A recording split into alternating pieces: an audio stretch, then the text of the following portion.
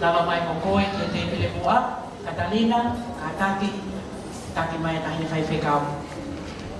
O kai mo whakaafe, ki Reverend Piliami Finilama, Moimoi, ka ke mea mai Moimoi, ki te pile mua. Mahalo, ki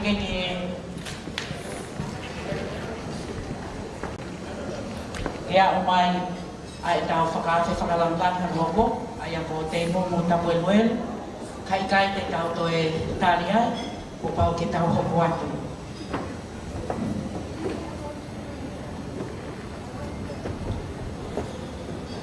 Ko Reverend Yesinga Fina o Paula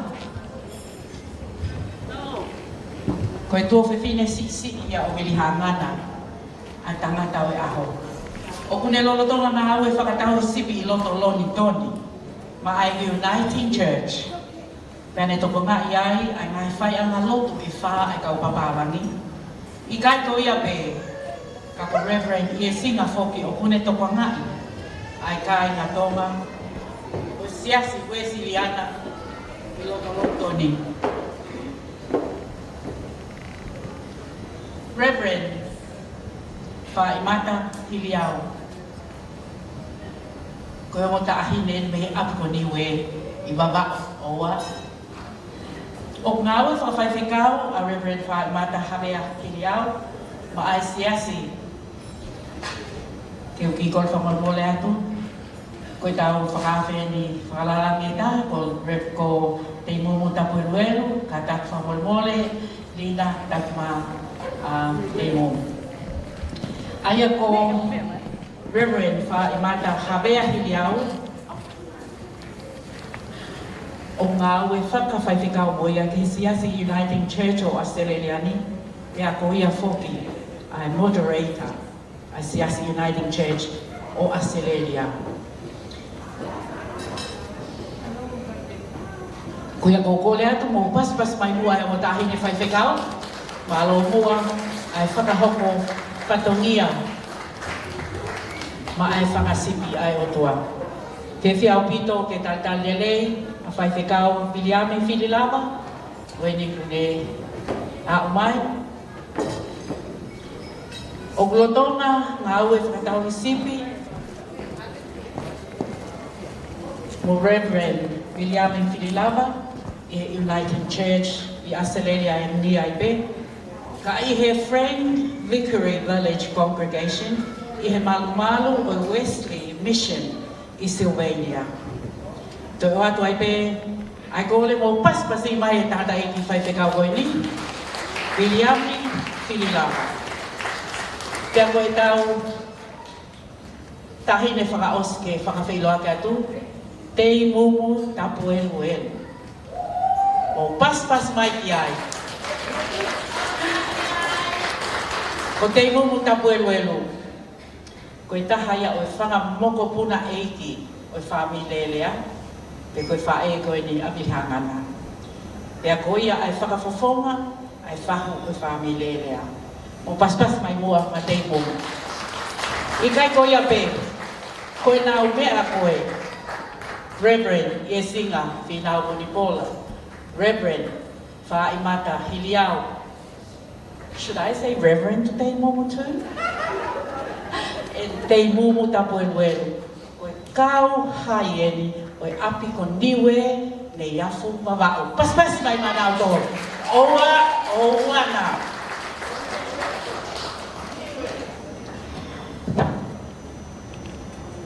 Kokole ni ke DJ, famol mole tae mai maha tau foi fas. Katau tu koko atu.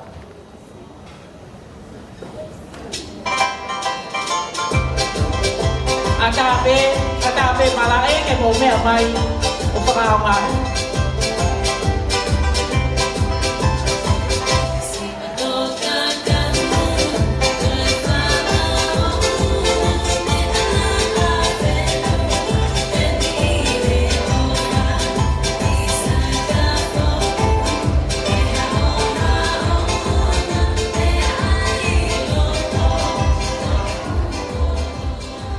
Alo, whapolmore atono muna, fuego to mui, tausi whakamare whasi. Hoi mo tau kai na whakamole ka mo lava hake mua ki o lunga, ke tau tari fia whakataha, wa tau paspasi, ma ai tahine whakawhe whakalangilangi o e aho, eiki tupou aho me e tuita whaupula. Ko kātaki, lava hake o lunga,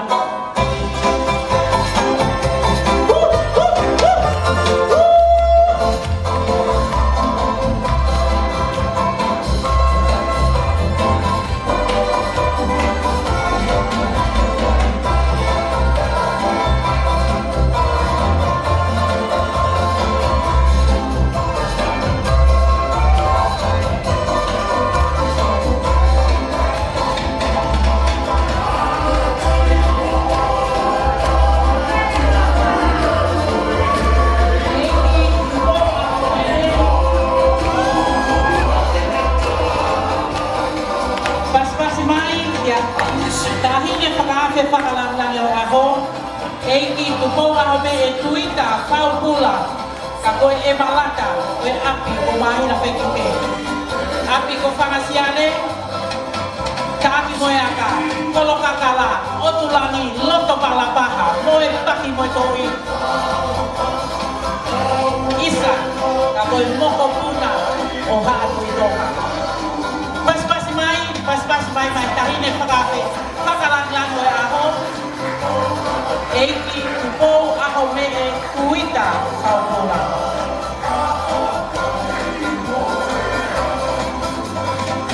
Malo,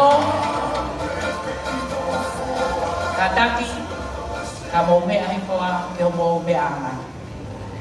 E tainimi te tau hoku atu lewa e tau tali, ai tangata whahu o e aho.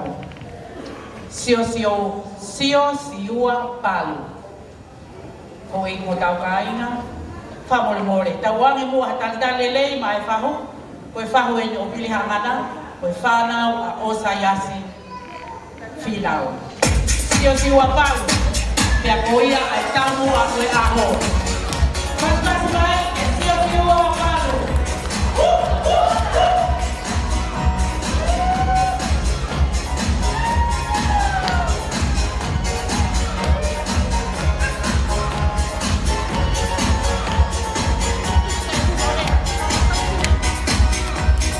Mai que se o palu, tamai que me otu moa, oa.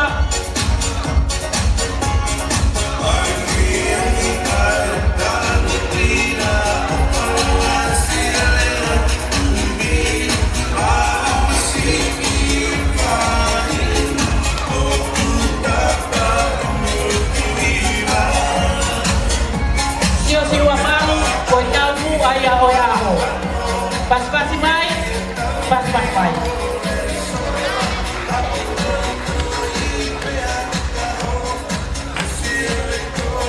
Malo apito, lotong ako umokay o lumape. Whakamore ka tau tali lelei, ay tangata o aho. I have to say, Captain Vili haangana, finaw. Kataki mo lawak mo o lunga. Kita tali whakataha ay tangata o aho. Viliano ni Vili haangana, finaw. Kaya ako, whakataha mai, konoa whakataha mai mea pinaangana, mohono hoa o haanga, e ko haangana. Whakataha, moena whanau, kaumarau a whakamohokuna. Moena whanau, Alicia, Aaron, Alana, Ashley, Angela, Adrian. Moena whakamohokuna no kopa, Lynn, Tamara, Solomon, Kaya, Kamana, Solomon, Behavior, Daniel, Daniel, Emma, Lauma, Luce, Junior, Emma,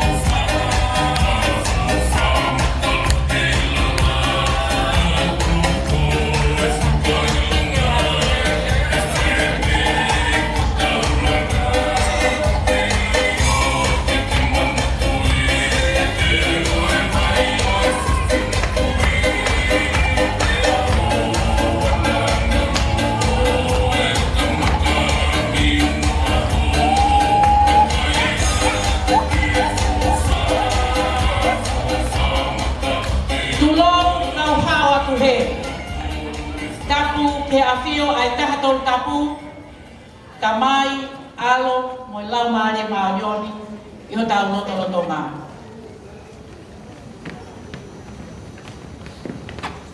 O ato whakaafe ki he tangata hono aho, ka taki, ka ke lava mai, ke te pile mua.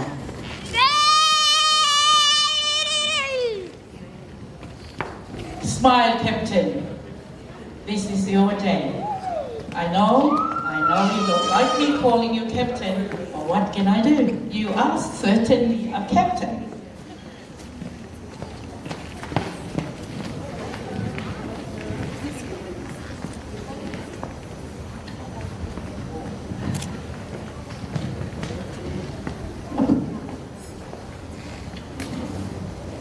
Malo.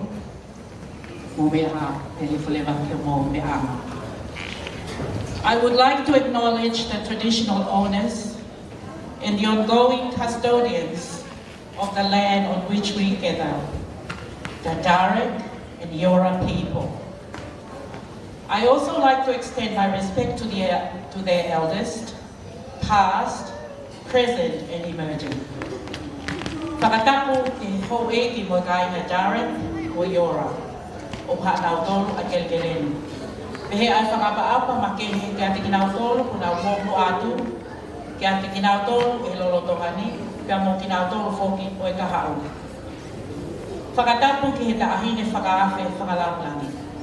Eiki, tupou ahome e tuita whaupula. Ko e malata, o e api ko mahina whekite. Api ko whakasiare, api ko kaikangi. Tāki moiaka, kolo kakala, loto la paha, otu langi, pia moe paki moe tohi. Isa, koe moko puna o haatu tonga. Tapu ke whanau, moe makapuna o ho eiki. Tapu ke whaiwhekau, Reverend, e singa whinau unipolo, o ia tene whakahoko a lotu whakatapu i aho. Reverend whai mata hawea hiliau, Reverend Vili Fili lava o haa whakaolunga tonga. Tapu kia malpo tuat lau mea mo e hoi whakawha pia mo haa matatone. Kaiai haheo la kahala o kole ke hufanga i lotu pia mo e fiafi whakakoloa. Kai tongia ai whatongia ko kounau ke ai. Ne oho koe kofnanga kita ai tangata o e aho. Ili hangana whinau. O tua pe maulalo ai sino ka koe whekau o eiki o makatungai a whakawhiangai. Moulangi mai ta mai ki me o tu momoa. Funga mui fuiba. Vai ko molu o eskolopa o kamia. He ko tek whaiba pe a pas mawaba ai api ko niwe baba neiaf. Api ko whanua kula, api ko haamea. Api ko houmatala, api ko niwe, where a api. Mo api o whakaetete loto lapa. Whakateki pe atue mo whakamanimani. He koe aho, o e whiawhia, o e whakawheta. To our non-Tongan guests, my name is Mona Lisa Lelea Lomi. I've been given the task to be the MC for tonight. Thank you all for gracing Vilhangana's 70th birthday celebrations. It is indeed a blessing to have you all this evening. Whatawangi, ki tau mao hakatoanga whakawhita o whonu i he lau maari oi eiti pe mo ene kalasia. Malo DJ, music please.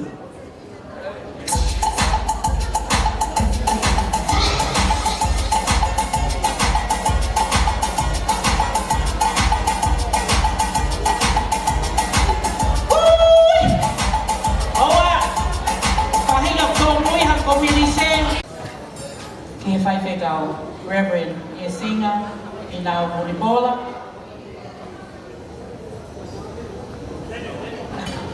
Ke whakahoko mua e tau lotu tāpuaki o e aho, lotu tāpuaki, lotu kamata o e aho whakaholoani. O paspas mai, Reverend Yesinga Inau Munipola. E kau pai pe kau tau tokotolu, pia ko hona mala e ia e tuku peke nau whai te liha ko hai o une whai. Ai tataki o e lotu. Malo.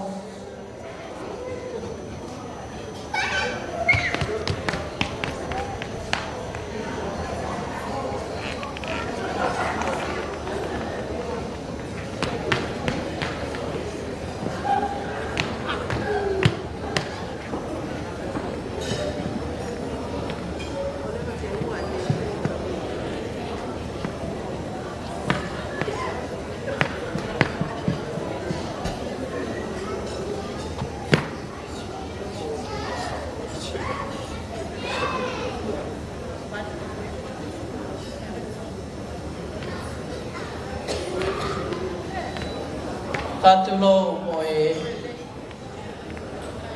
talamanu I whanua. Pea ko kore ke o whatapu ki he awhio ai o tuaha tau lotonga. Ka tā pea whatapu he tahine ko te bau aho me e. Pea ko kore pe ke whanga pe he tā whakatapu ai tahine whakahoko ngā oe o e tiako e ni. Kaya tā mo oku ai whainga mai lia ko eni. Mo toko ua whai whekau ko eni ko mata. Ke ma whakahoko ai whatongia ko eni. Ko ne hiri pe ko eni. Pea e lawa lewa e tau saamu. Pea ko ene osko ia. Pea te whai pe ki wahe nau nau pe. Pea te tau hiwa. Pea whai mo loto. Ko ene lawa ia. Lotu tāpua ki e tangata o e aho. Pea tāpua ki ai pēpo e pēa tokoni. Ko e tūtu uni pēa na e whakahoko mai kia te au. E miri haangana. Ko e uhi. Oku ne fia mao ke nau nau pē. Pea oku ne fia mao ke mau fia he mea kotoa pē. Pea o whiunga pē ia mo au. Ke talango fua neongo e whai whekau ko sisi whoki ai.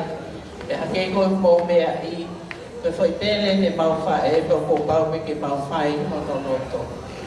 Ko ia o ko kore kia rakmata ke ne lau mai a saame te au ua ngofuru maa wha I he whakapapalangi, pia te ulaua tera e au ai whakatonga palo.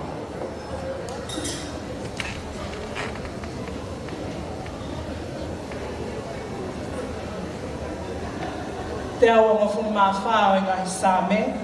I'm reading Psalm 124 in English.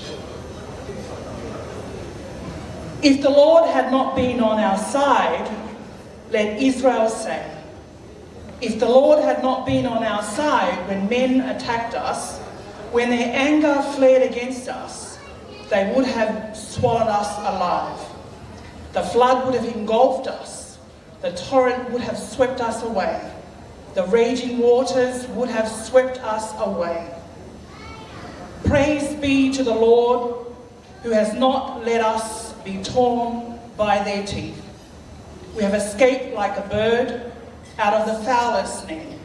The snare had been broken, and we have escaped. Our help is in the name of the Lord, the maker of heaven and earth. Amen. Pe elea whakatonga o pāia I ngāhi lea koe. Kāne tai oua ai kau mai ai eiki, ke pehe mua ai lea ai Isleli. Kāne tai oua ai kau mai ai eiki, ki he ohofi mai ai kakai, pehe na nau whono mo ui ki tau tonu, I e kakaha mai e nau houhau. Pehe ne lome kina ki tau tonu e ngahi mai, ne laka ai vai tawhe I he e tau mo ui. Pehe, ne laka I he e tau mo ui ai vai wha fie lahi. Mālo mo Sihova ai ikai tene tupu, ke tau hange ha alu I he nifo o nau tonu. Kua hao o tau lau marie, hange ha manupuna I hele ai tuli manu. Kua mau ai hele, kai hao ki tau tonu.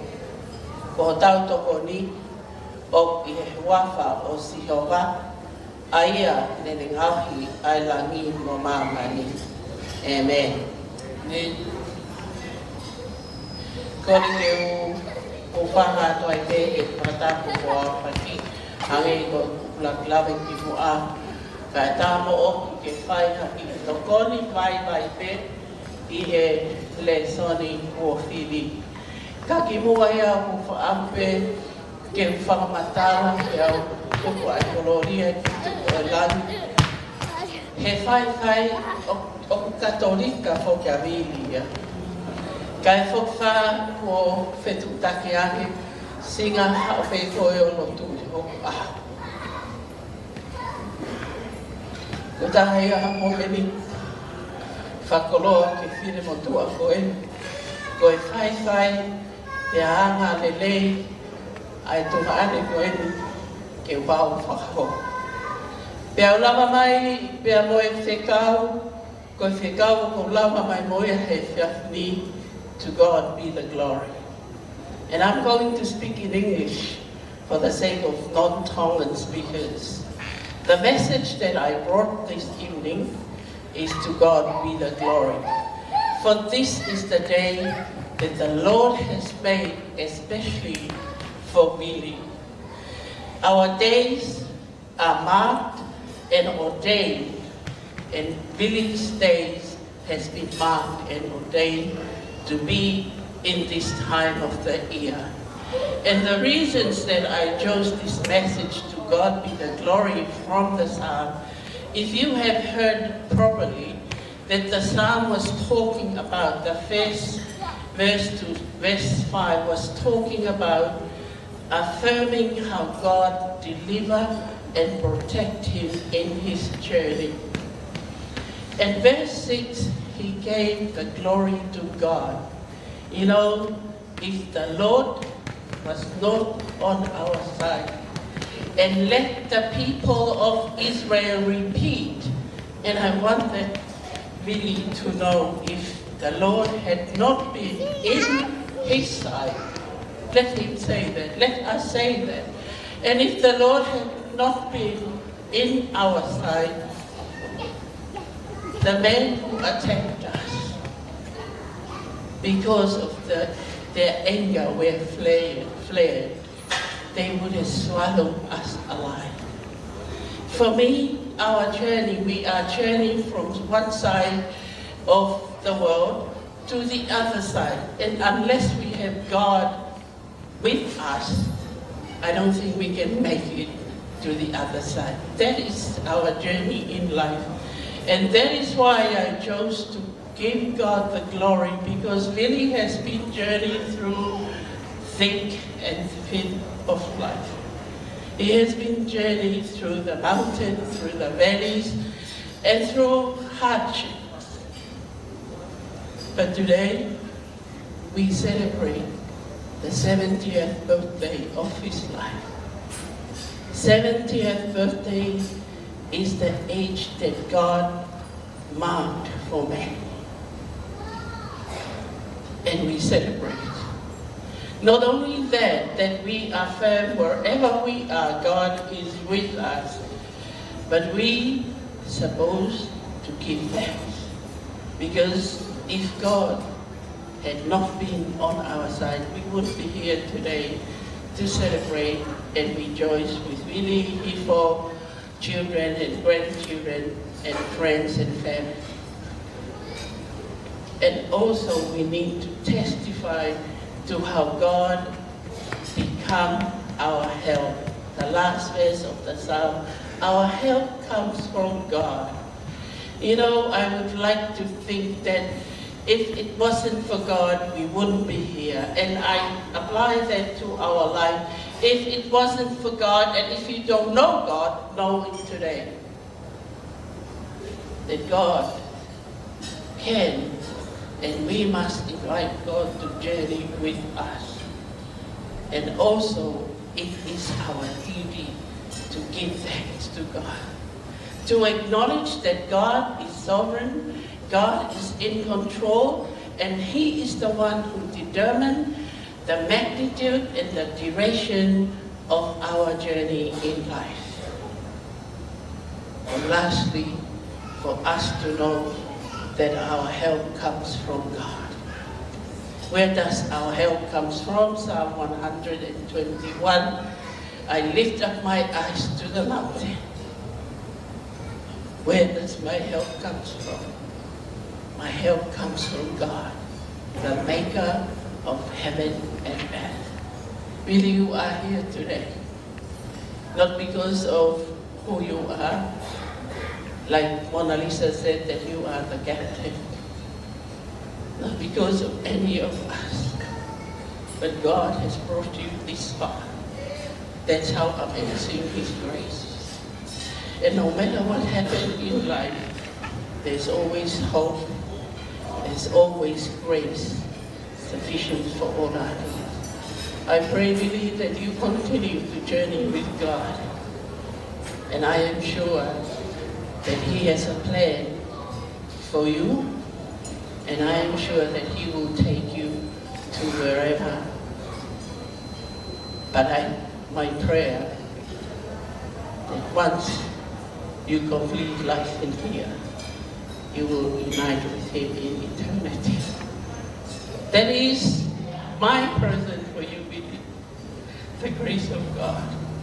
And it is our prayer that you continue to be who you are in God, not anything in this world. And thank you, Vili, for all you've done for us. I had to come today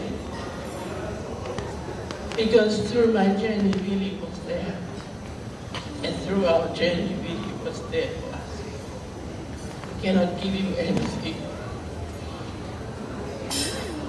the material of this world, but we give you our heart today. And hopefully, and pray that God will bless you abundantly as you continue to live life to the full. Amen. Now we're going to sing. And the reason I chose this song because we are getting ready for Christmas now, and we must stand up and praise the Lord for what happened in Christmas. If you have a hymn book, otherwise you can get it from your iPhone. We are singing Ahake Kainga Whakawhita. Tau whakamalo he mana te pai I pēteri hema he kuonga mua ai hoko tangata au tau. Whakawhita, whakawhita. Ko pehe te tau noa, whakamalo he ofa a tau o tua, ne tuku alangi mo mamani, ka ne hifu, ka ne hau o huhu, ai hia a mamani.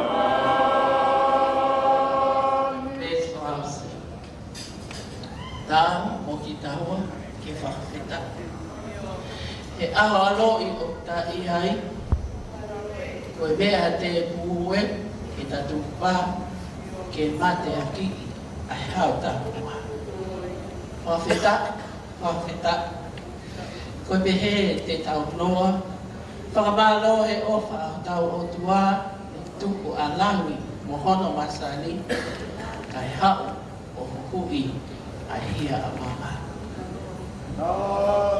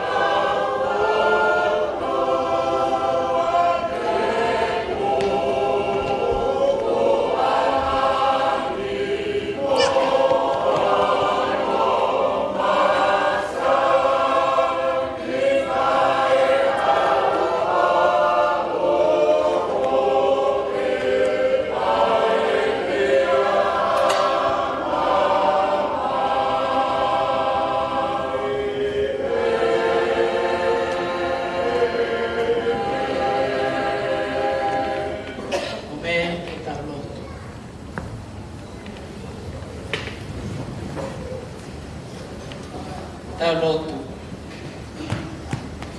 Whawheta, koe mau te hai. Whawheta I he kane ta oua ho kau mai. E o tua mafi mafi. Tai kai haki mau tōna ahtua. Whawheta I koe mau ki lopi, koe mau wa o mai. Ko koe ho mau hu whanga anga mo mau takitawa. Koe mau wa o mai he whanonga koe ni nā ke pou pāo, pou māma o mau tū utai ki he aho whakakuroa koe. Whakawheta I ho mau lau maari e ki te koe tua maari mahi. He tauhi lelei o ke whuaki ai tamai o e kiko e ni. Pea koe mau lea pe ia ke langi ia pe ko puaka. And to God be the glory for great things you have done in his life and the life of his family, Lord. Pea koe mau whakawheta ia. Tamaya na lawa ke mau whakakoa tatau ai ofa ai awhiona. Ka tau mai ai o tua mafi koe hae tangata kia te koe mea meo mau I loho. Koe mau tamai ai awhiona. Pea oku ke whonu he kelesi o hope atu ko o besi. Mea neo ai e mau anu he hala kehe whori mamani I hono ngahi materi. Kai whawheta I o tua mafi. Koe mana whaofo e hoku I peteri. Whakaha pia whakamatala ki a te whaatoro ai loloto ai ofa ai awhiona. Pea koe maulea pe ia whakawhetai tua. Mo ia ko toa mea te whaatoro pe whetai pai awhiona. Whakawhetai ke uhi ahta wai ko toa pe whamore e mawahunala ho whakamo ui ki mautoa. Mawapsia a koeni ka te o Vili. Pea mau whawhetahi he koe uhi o tu pā o aho whape o tō longa o fuaka ala o tō tala. La mea I ho tamai o e ki pea koe mau rea pe ia he aho ni e ki whakamalo. He kaneta oa koe ia pe he kua loa hanga e Vili o Usia I whawheta I tala whaka ka kou I e vai pea a I e vai te uia te koe, te umui, te umumu, te au ki tu. Ka mau whawheta I e a koe. Eki, māloho o wha. Koe mau lotu pe ke mawhao mai o tō mati o ke whaitātu ki na hota mai o te iki. O mea ke lesi, ke te unga me hoko tāu, me hoko atu koe.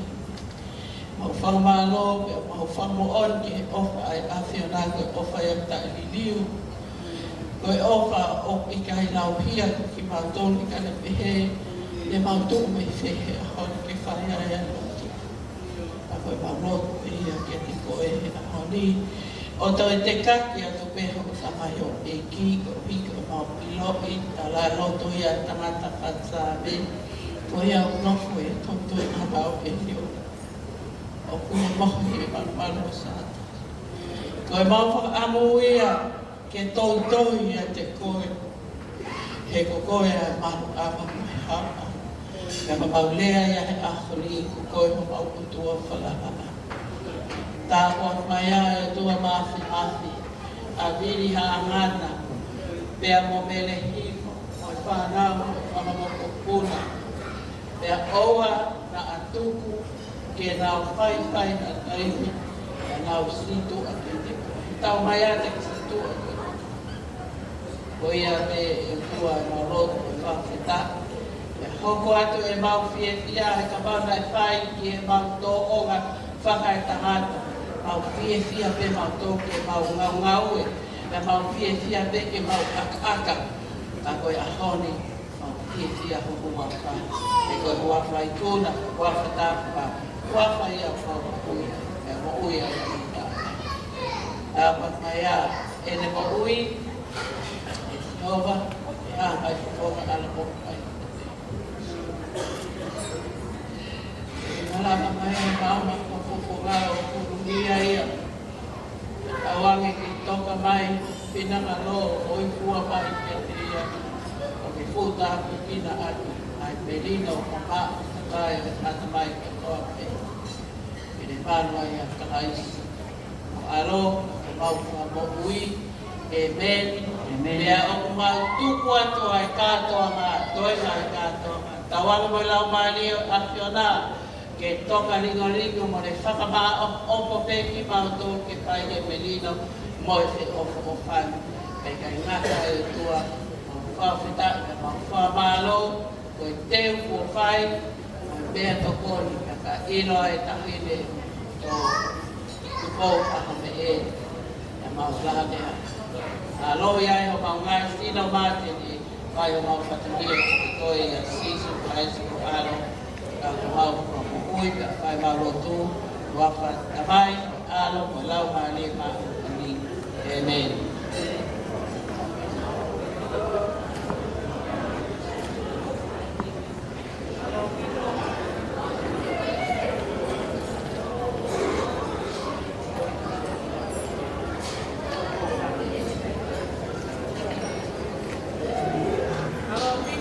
Kokole ke mo pas mai mua mai tahine pai pegau. Alo pito Reverend Yensinga. Ina Paula ange ko ia nai o se whakahoha atu ane nai ko e tō whewhine si ni o Vili hangana. Pea kune lolotonga ngā aue i oto loni toni i he taimini. Pas mai pai pegau Reverend Yensinga. Paula.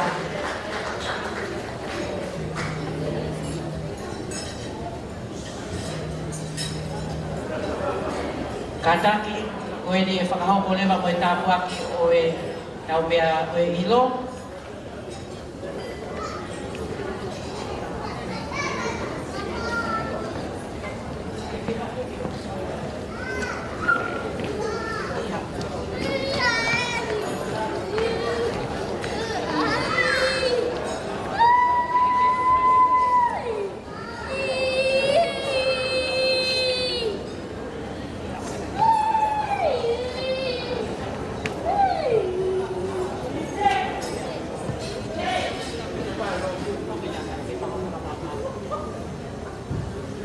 Pas mai tangata kona aho.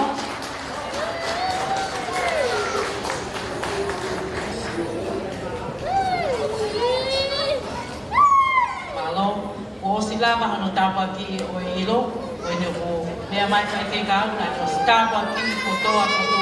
Ilo mai ta tokanga, mo sio noa, kai ke whanong ki ai. O le whamore ata hini whai te kau, ko hamumu. Pea te loto sio atu ke toko lahi. Tangata DJ, tai maha fasi. Malo. Mare.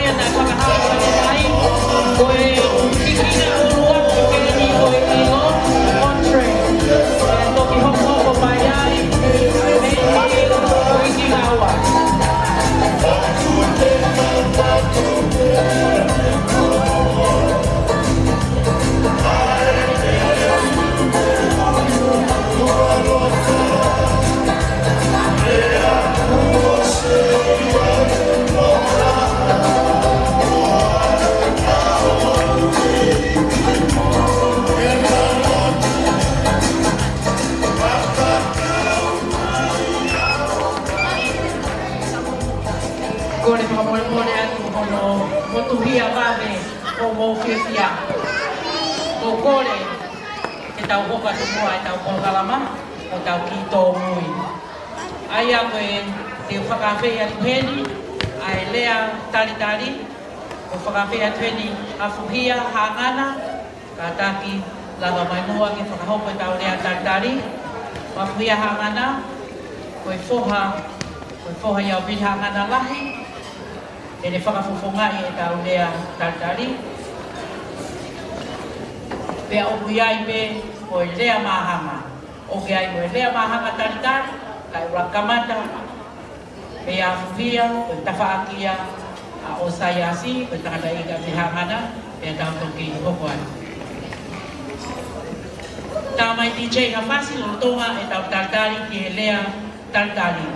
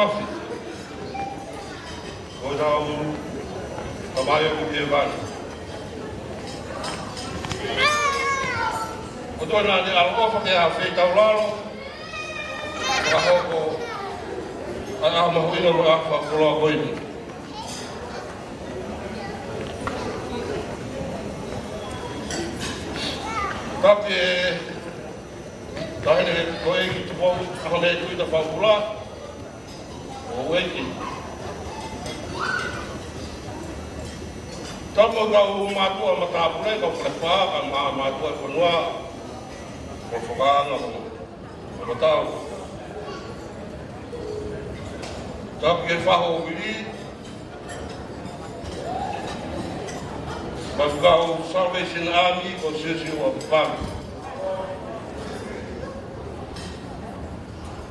Toko whakatau me Paula, Reverend Paula, kama Reverend Mata Hiliau, kama Kiami Ilawa Mohawhakau. Tamo ngahi kame ngahi o Vili. Tapke family, kaina ko tope o Vili mo mea mai e whiawhini ke tau. Kātoa mo whakawhiwhia a mawina koe. Ka ko kore ke huwhanga. Ke tala mau ke whanua me Latu. Ko ke whai no Maria koe ni ke whakawhiwhanga i ki whanau koe ni a Vili. Pea mo wele hifo. Alisa, ka Maeron, Alana Adrian Ashley, ka mo Angela, i whakahau patu a lea tari. Ka ngā tau whitu noa po au sia e nā kamai o whaanga koe ni. Lea mi ngāra whinau e he tawhātia e tangata e ki. Tahine tu wawa me e. Ko tauti langi e whiwhia a kātoa ngā koe ni i tō ngā lei ke kau whakataha mo whanau mo whawili tua koe ni ke kātoa whiwhia ngā honu. Whatolo beba o whakatapu atu mo e whanga eke e whaituna. Ko uru maa whakatoa ki raro, your humble love and kindness. Paula, I go to come here, my kainga. The family tonga katoa pe, my family, the family going to have Shafini. Okay, may I head? Ako lang mo niya ya hon. Ikaw ataw le vaya. Mga mali kaya ya family. Mga na hino Vili. Ay afa pro ko ini. O tala mo numat pe mo tala afa ki. Petuna te wa ke Christmas i. Ono nga fia mga katama. Tawang ke lalai no noi pe. Petuna Rahi ang lahat ng nuya may makakabok. Galing motor ko tape. Ang aking mahilig ang kami ang Vili ng Ronope. Ihe Vili. Kau mga Latu, family ng kain na katoa. O kau kapayat ko ay Latu ho mo iya. Kapay de mau ofa mo fefia ho mo. Kita kau ma fefia mo fakta. Tu gloria ke tua o tua tamai e ho pasia. Ata o fitu no apoeni. Eu coloco a toita para ele quando é para ver que é pescau. Mas não mais o esparafo não é o tal movi me tá em que tá. Tonight, you have honored the birthday celebration, and you are mostly welcome. I give to you our gratitude, comfort, and kindness. So let's celebrate, be happy, enjoy and have fun, respect and kindness. To be short and sweet, ko tu ke ngata ia o whatongia. Ka koe kai ngāo ia te au. Ka uni koloa mahu inga o tu whakaholo. O pui tu ngā o profile. O Vili hangana whina. Mo mea i. Koe whai te unga ni. Koe whakakoloa. Ka koe whakanau i aini. E he tuk whanua ki rami. E he kua pua mo tonga koho tau kokia. Ma whanau tamai. E kua hopo mai, a se mani ki koe ni. E atu mo mua, mo ne profile. Ange koe ana ta whanau kia i. Koe kapitano ia. O Australia i whalatahi whakawapea ngā. Isa, e mapaki e whā, e kei araha. Ko tau whungani whakakoloa, tau le vai au. Tau kei whai whatongia pe. Mā ula whā, kai mā whare hāpolo ko. E ko whai whakakoloa, kai koloa tau le vai tau nui. Kaya tu ang tonga, ko tau tokia, ko tau nguya ngai. Ko korfa mure aki, e talai tanga mai, veki ko fai. E whapuna pēr ratu maku latoi, fia, e maa whana. Ko whamaro atu whai na maari e, whai whahoha, nore da mulaka tawatu. Halo Pito, ko kore mo pas mai a kuia hangana. Helea whakamofa, o tau whanongi ai. Tulo watu tahine, tuko ahomee. Tuita, kaupola. Ko mau sekia. Pea mau no ape, i he fia, i ho o mea. Ko mau loto lele, ke tari mahanga ai wheitu una, pea mo kau whakawe. E ki motua koe ni, me he kolo kakala.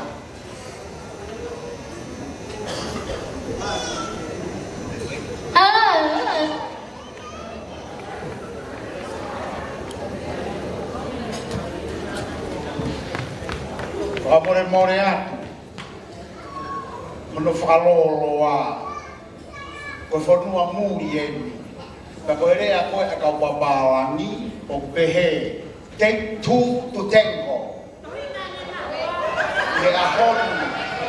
Ko lava hono taritari ki tau tolu e afuhia hanga mai. Koe ta whaakia, koe tangata eiki a miri hanga mai. Ko au koe ni, ko saia tu itahi hau poloa, nei he kolo kakala, koe apko ni we, nei loto nei afu. Ea koe uhinga ia e kutu koe tine motua o kou tupu ai. Lahi ia he whae a miri hanga mai. Ka koe mau nofo mei mua o ku peheni, koe lahi e lahi pehena. Ko miri hanga mai, o ko ui pe ko hoku te hina. He koe kaila mau pe e nau whae. Tapu au pito ke pourea ka sai ai. He koe tamai a hoku ta ke te. Pe au rahi te a sai ai a kimou tolu kotoa. I he whanau. Pe a koia. Whakamore more aku. Ke he otu o mua. Whakamore more aku. Koe uhinga ko mo whakahoko e whatongia. Tuku ke ukau ngā kau whakataha mo ki mautonu hono tāri. Koe kalasi koe mea kou lele mai ki mua he ni. He koe kalasi koe ni o nau whae whatongia koe ni. Whai ke toko taha PFTI, whai mai ka te au. Ka kona uhui ngai o kai ke kunoa ia. O kou kore whakamore more aku. Ki he tāhine hou eiki. Tupou aho me e tuika. Ko koe ku ke osmea ai pe e moutolu e motu a koe ni. Kore whakamore more atu ki he whahu o e mau tawha aki wawau o kunau i heni. Pea ko ia, ko kore atu, ko nau whai mai saia whanong nou pe i kai. Ko e kutu pūna e whahino koe he ku whae o ku peheni. Saia, o piai e whika o whamiri. Pea o piai e whika lahi, o piai e whika si. Pea koe le whahino ni o whai mai. Tapu au pito, nā teke whakasisi ai whika o kulahi. Koe aho ni, ko viri haangana, hoku te hina ko ia. Koe lahi ai whamiri koe ni, ai te hina e whae. Pea oku i kai peke iaha mea e koe whakasisi. O ia, o kou taritari fia, mea te au, motu a koe ni ko saia tuitahi hau poloa. Mo e whamiri kotoa, o Maria Latai mo rea, mei loto nei afu wabau. Taritari nerei ki mou toru he aho koe ni. Pea ki he kau, for the non-Tongan speakers, it is a very, very warm welcome from us to you all. When we all here today, te koi ai, e dahine, tu kou aho me e tuika, o kore whakamore more atu, whakamore more, o mau fia ke tari lerei koe. Aki mau doru me he paki moe toi, moe koro kakala, moe oturangi, pea mo loto nei afu he tauranga puatare fusi, pea moe apito niwe, tatau moe ha, a e mau fia, tari nerei kohe aho moe ni. E he ki he kau whai whekau, whakatumu au, e kau lea ki ho mau whamiri mamau. Ki lahi e tau kau whai whekau, tapuange he mo ki mou tonu. Ka o kou fia, he mouhanga, tala ki he ngahi whamiri, o kurerei e tau rotu, pea o kou lamea. Pe hange koe ko mau whamiri, whonu e kau matai tohia ki ngā tau. Ka ko au pe taha he whamiri, ka ke uhua ke university. Ka koe ni, o koe e tau rea oku peheni, koe komi moa mai. Koe hoko e ngahi mea, o koe tuku mai au ki mua tā wahe. Tahi foke whae a. Roto lere I te tama e mau whae tangana. Alu o whakahoko atu ki tau tōru. Pea koi a ko nea e hoko he ahuri. Pea I he toi, te toi whakahoko atu pe e mau fiesia. Kono tari ki mau doru. E ki mau doru koi a. Me he article niu e mo e tauranga kua tari fusi. Kai pehe ki he kolo kakala. Pea mo e paki mo e to'i. O whakamore more. Ka pau o kukai ke se unga e le anu. Koe angai ho mau whamiri o peheni. Ko nau foki nau toru he kulea. Pea ko nau roto nau toru e mi pe taha se unga. Ka koe a honi koe me aia o kurahi. Pea kua pau pe ke whakahoko ke lahi. O whalahi atu ke he whahu o miri hangana. Ko sio siwa palu. Mei he otu mua mua. O tatau mo e ha e mau fiesia. Ka mo e kau whaife kau koto kotoa pe. Whakamore more iau ka pau pe ke se unga. A hono tātari ki mau toru. O e osi nga maari e pe lia. Le verewa maranga kataua.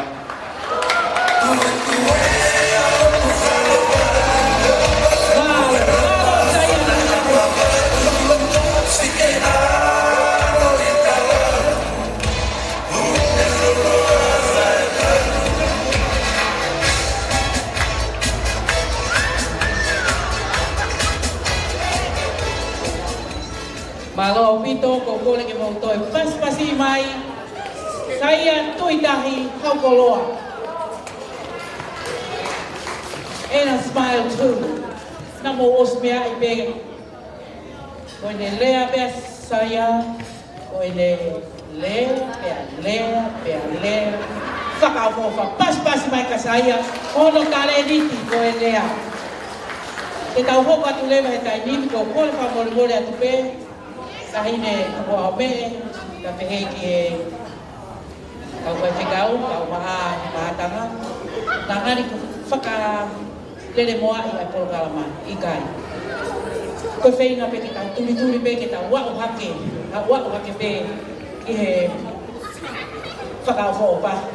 Ko kore heni ke te tau hopa tu lewa ki he o wau, konga uluaki oi keke. Whakawhea tu heni pihangana.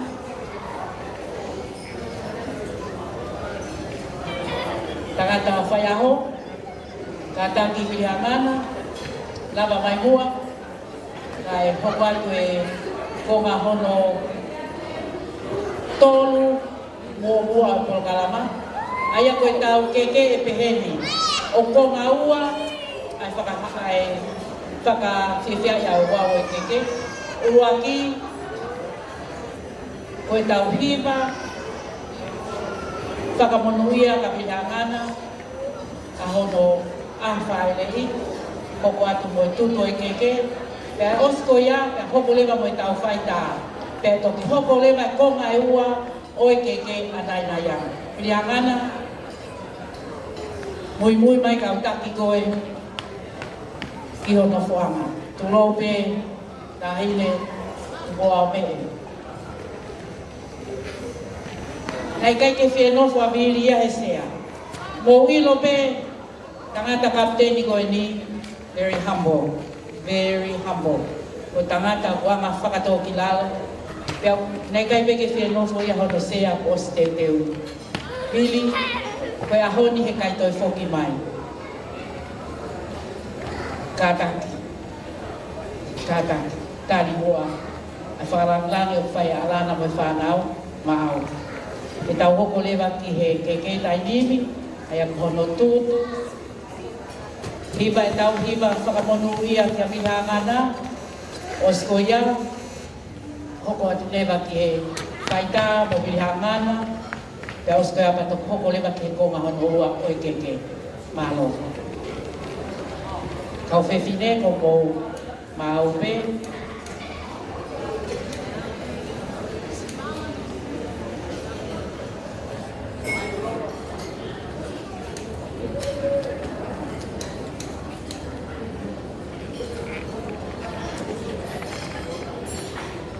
Teu mai kau leo lelei, Ko e tu pe pilihangana ke runga ko e hiwa e tau hiwa. Pilihangana kataki lava mai ko keke.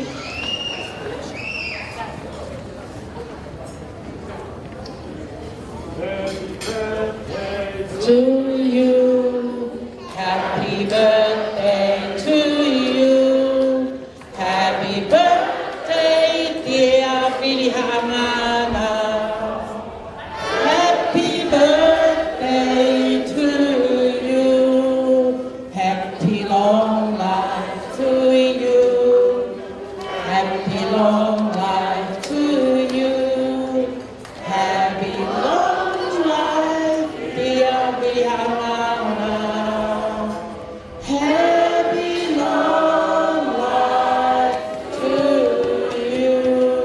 Hip hip, hip hip, hip hip captain.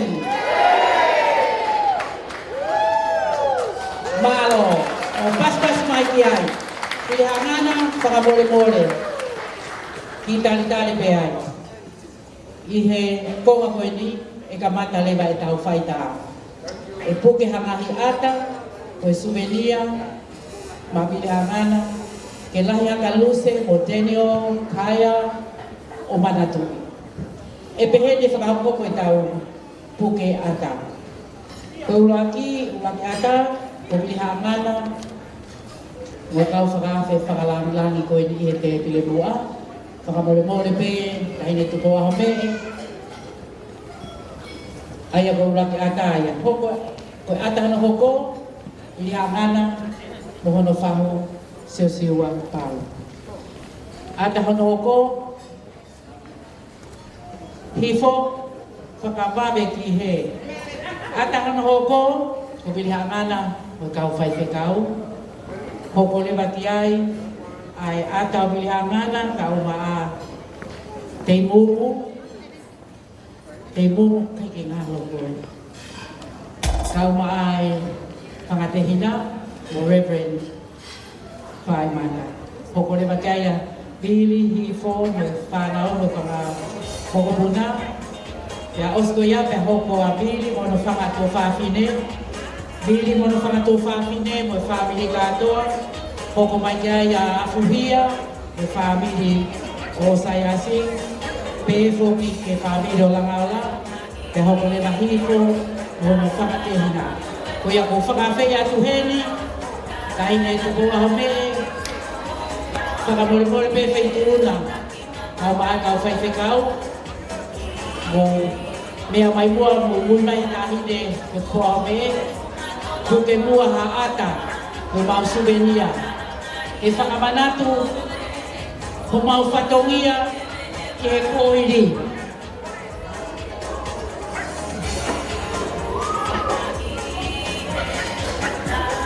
Ho mau whatongia he koiri na mau whakatautaua.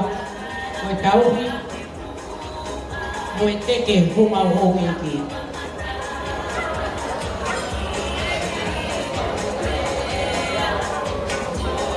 Whakawheta i tahine maukoloa i nasi ai tangata captain me he hapai masani malo au pito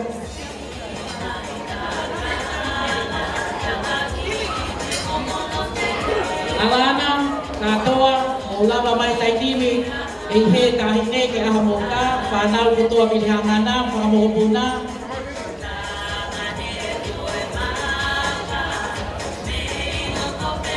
Okay. Malo, te tau hok.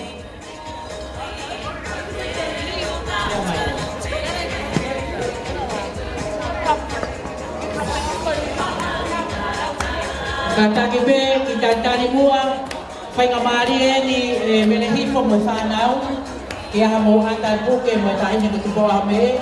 Alana, Alicia, Aaron, please. Can you, Aaron, Alicia, please come and have a photo taken with Honorable Tupoabe.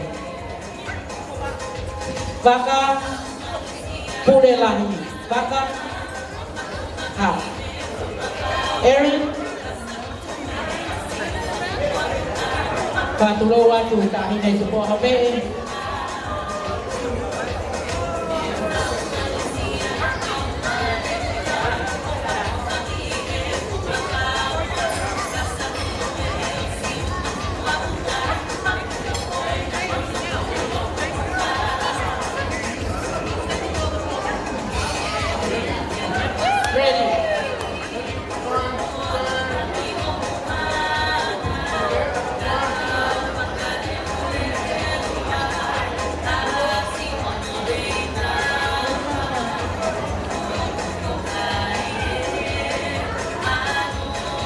Malo mo pas mai kita haide pakalang lagi tupo ame ihene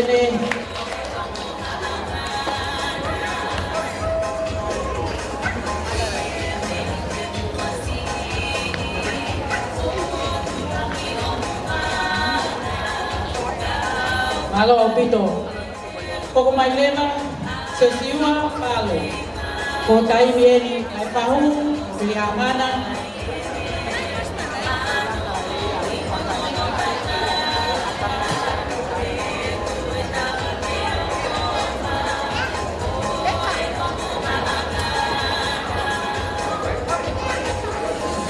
Koko mai ni he ata koe ni oi whahu ka mo hangana o whakawhea te kau whai whekau.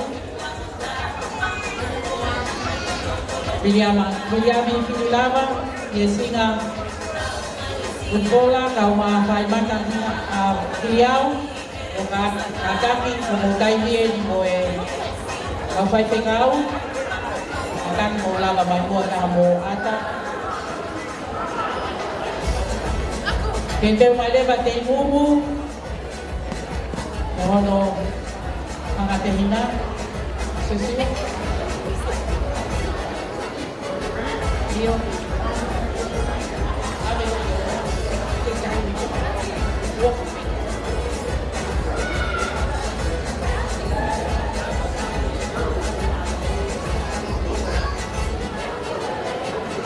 Te mumu. Koko taimi eni, pe amo whakatehina.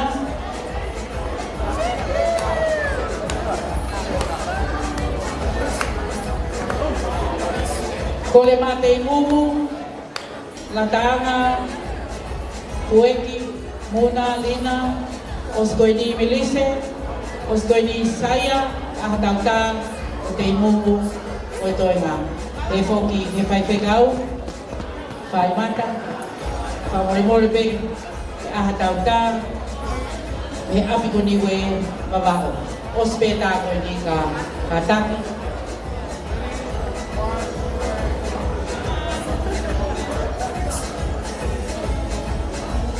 malo ola ba mai leva family lelea kakato whakataha katoa mai tanga Weki, muna, sia fasia.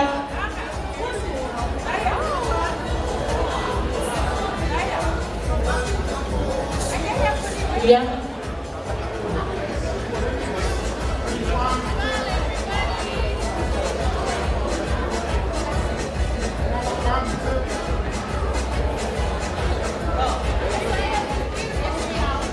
Vili se pagokol heni. Ke he whakamokopuna o Asirika o kawai o kumotolu i he tāko ni.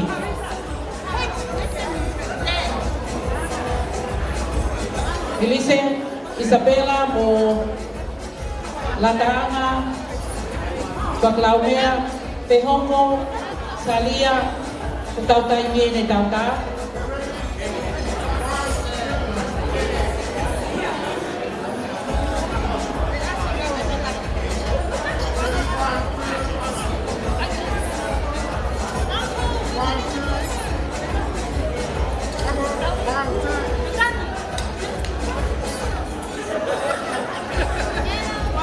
Atak Salia, Tehongo, Ana, Kailini,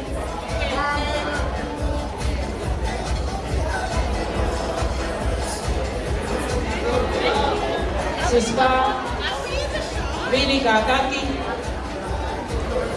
Afuhia, te teo mai o whakamore atu ko maulere mua. Ospe ka mohoko mai. Tisa, whakamore atu.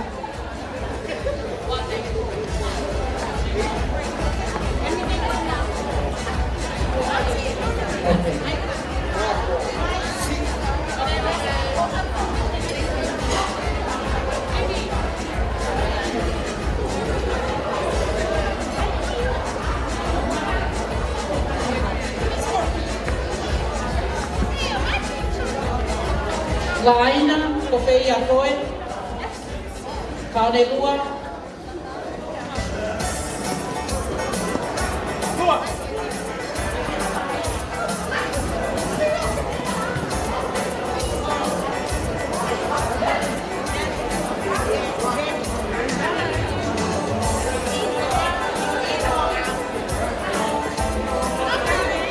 Laina.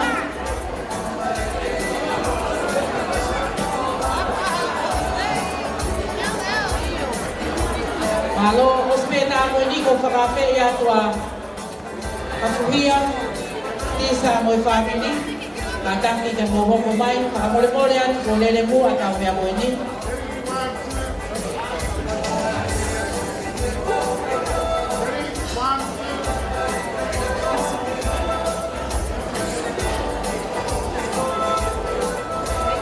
Halo, pito kataki whakamore, kapuhia, tisa ko mo tai mieni, ko ang bunda pa ko e tahata payaho.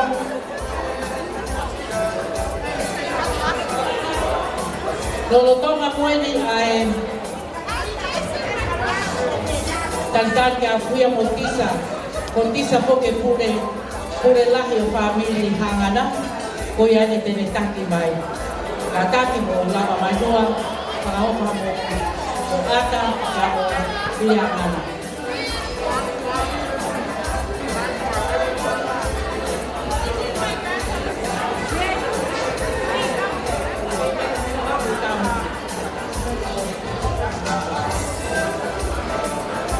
Mideva, Elina, como taimen que monta en la familia, como binyangana, como familia.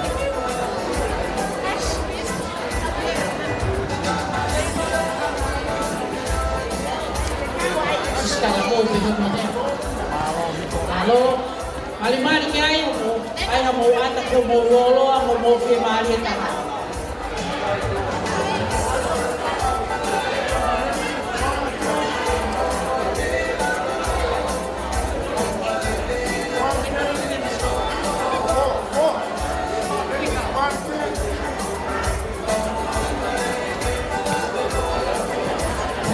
Kole ni ko ya pe ke ai hanota ko tanga ka fai ho ka ta ki o mai le mai mini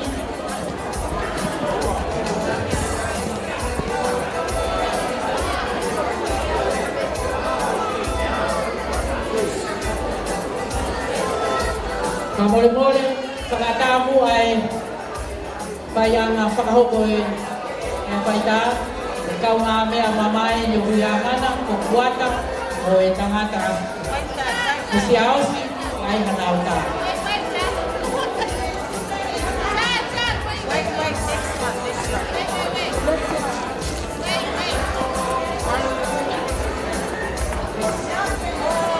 Seini kau mga mo tamaking mo hoko mai mua ke mo tamu huyangana.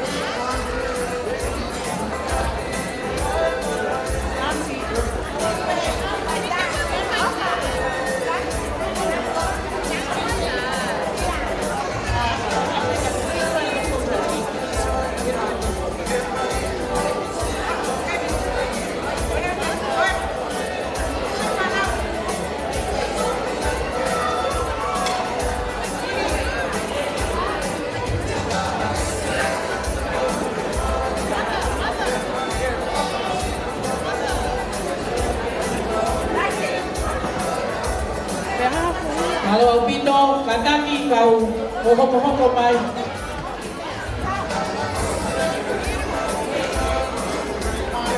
Lucy. Oh,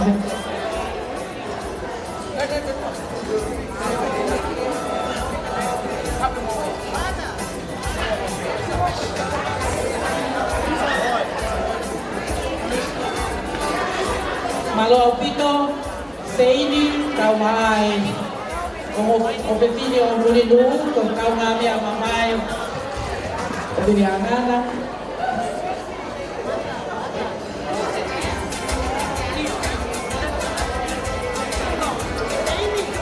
Tete mai foki, mo whanau katoa o sayasi. Kau mai whanau a bini angana. E moha mo tā whakataha, te heka e lina o minema. Sisa, kui. Vai mo mo kuma ga ta ko i vai te ka ko we te ra le mo ka mo ni ka na wa. Kataki te te mai whanau a o sai mo la ngala, ai o mo tā whakataha, te a mo a whihia o whanau a bini angana. A mole ko mo hoko mai mo tole ta nimi, yung kay toko laki pe ay si kai nau pi ah nau ata o bili hama. Ko ta wofi pe ke te pi, ko kore pe ke mo whakapole yake, ko kalama o kamalele, kai kai ha. Ahwalai te pe ako lang te mo e kina. Kalo, kanawa o sai, ka mo bili hama na, ko kai hien.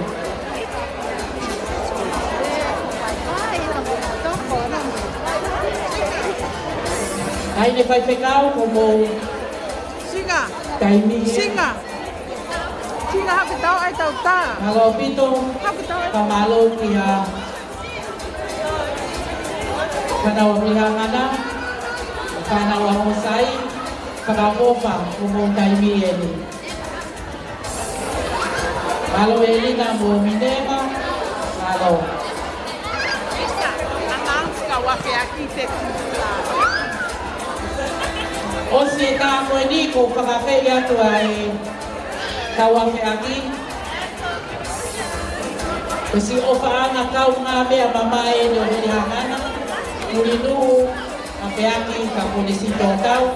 A kuheni hono hoa se ini mo ki whanau. Se ini mo hoko mai mo tolu e ni e.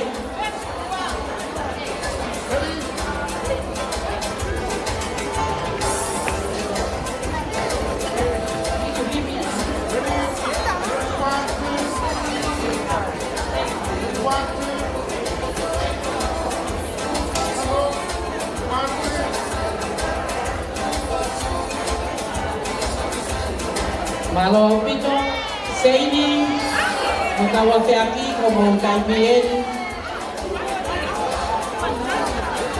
fanga mata, ospen mo hoko eh. Okay.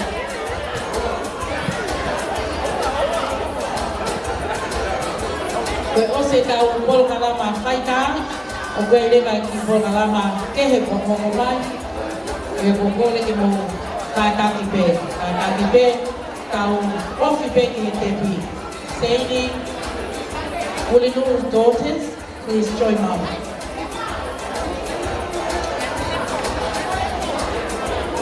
Koe ki whanau koe ni, koe whanau a Ulinu, koe si tōtau, o si kau ngā mea mamai o bili hangana. Pas mai ka seini, koe na ki whanau.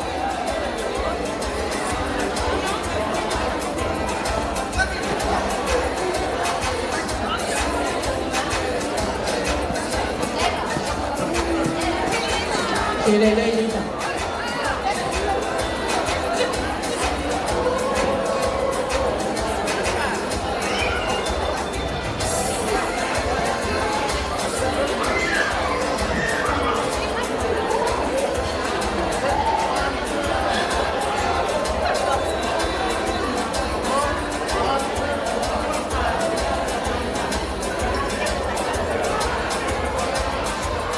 Te mai ka o fine me hala mate alona tu palofa como taimi eni.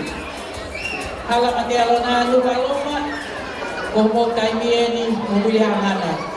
O e simptoma ane o maata o tō tau kana ngau e whakataha mo bili hangana. Mahalo koe tau ata whakaonsi pe eni.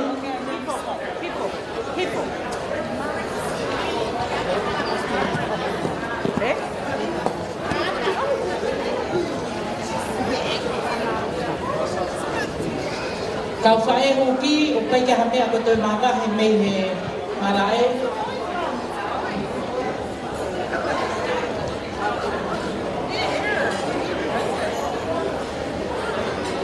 DJ, kokole ke te teu mai noa ki whai whasi.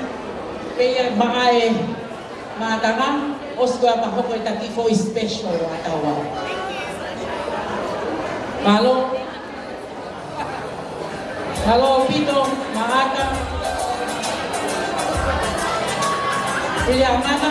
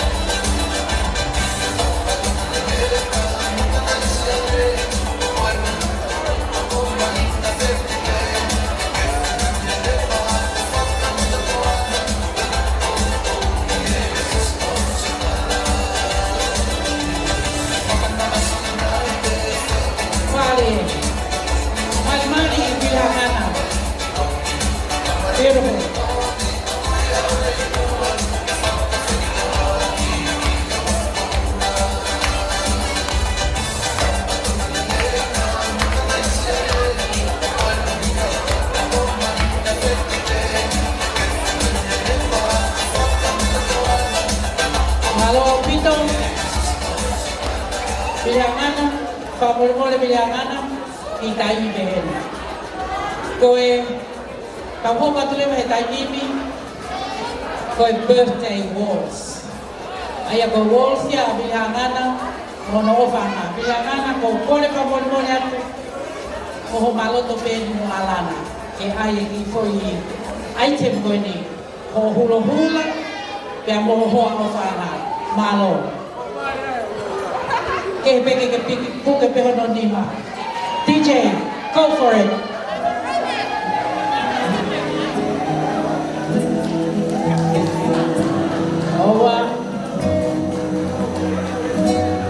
Allow them to dance for a few seconds, and you're most welcome to join in.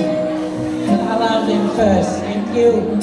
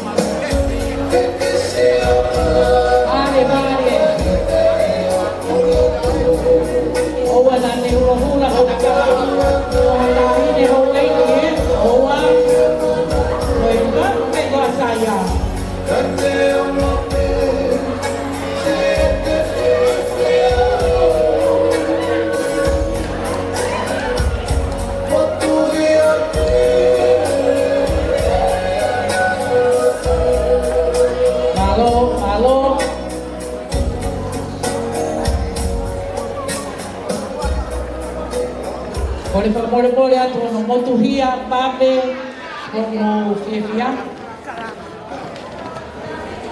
Ia taimi koe ni ko whakawhea ia alana, haangana whinau hema. Kene whakahoko atu ai ne ki polo kalama. Ka kokole heni ke mo pasi mai. Ke alana. Ko alana, koe ofe whine lahi ia o Vili hangana mo mele hi fō. Pea ko ia, ka ana whoko tutu katoa koe ni o mo ia i he loto ngani. Pea ko kole atu, pas mai mua maalana, i teu lahi, o ne tatati, mastermind te mea katoa e pōni, hoko pek hene dad. Master, captain, ship captain, and all the men and mastermind, and everyone around the people. Alana.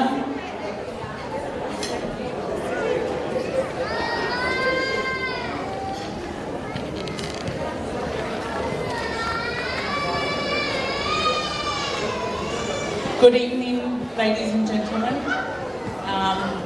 Just before I begin, I just want to introduce myself. My name is Alana Lisa Hangana Hema. I'm Dad's third child out of 6. First and foremost, I just want to welcome our esteemed guests, Eiki Dubo Ahamee. My apologies, my Tongan is not well enough to address you the appropriate way. But thank you for taking time out to be here to celebrate my dad's 70 years. To Dei Mumu, my grandmother's whaka, thank you for being here. Hello. To my dad's whahu, Siwa Paula, who has travelled all the way from Tonga. Malo Alpito Siwa, for being here for Dad. To my mehikanga, she's travelled all the way from London, England to be here with us tonight. Singer, we greatly appreciate your presence. To Reverend Mother, who I've just met tonight, but apparently is family, we appreciate you being here. And Reverend Viliami Fililava, who is my sister-in-law's husband. Thank you, Viliami, we do appreciate your presence here. So, I guess to start my speech, if anyone was to ask my mother, out of all her children, which one of your children takes after your husband the most, my mum will tell you with no hesitations that it's me. She always says, oh, Alana, you are the negative of your father. And what she means in her freshly Tongan accent is that I am my father's carbon copy. From my father, I've inherited his intelligence, his love of reading, his steadfast stubbornness, which might I also add my 2 children have inherited, his sometimes explosive temper, his socially awkward tendencies, and most importantly, I've inherited his loving and giving heart. To describe my dad and I's relationship, we do have a very close relationship. As most of you will know, my dad was a seafarer, so he was a captain of the ship, which saw him away at sea for months of a year. And I guess as a young child, to deal with the fact that I missed him so much, I used to write him letters, daily letters. In these letters, I would just detail my day, like, dear Dad, today we went to the shops, or today Mum smacked me. I really hate Mum, I miss you. And this letter writing went on from as soon as I could write, so from age 16 to about the age of 19, 21. So obviously as I grew older, the letters turned into emails, and the emails were less frequent as the daily letters that I wrote as a child. But to put to you all how close our relationship is, a few years back I was in his room going through his stuff. He's a hoarder, so he likes to keep everything. Amongst his stuff, I found every single letter that I had written to him as a child. He had kept every single letter. So, in the interest of time, because I know we all want to enjoy ourselves and party, I just want to say to you, Dad, firstly, on this day, I'm very grateful to God for blessing you with 70 years of life, for protecting you, for keeping you safe, for blessing you abundantly for all these years of your life. And I want to thank you, Dad. I want to thank you for your sacrifices and your hard work. Because you worked so hard, at the age of 70, my dad still works Monday to Friday. Because of your sacrifices and your hard work, I've never had to struggle a day in my life. Never. And even my children today still reap the benefits of your hard work. And that's something that I'm forever grateful for, and I could never repay you back for everything. And I also want to thank you, Heavenly Dad, for your love. So you built me up with confidence, with unconditional love, and this gave me the confidence and the courage in the woman that I am today.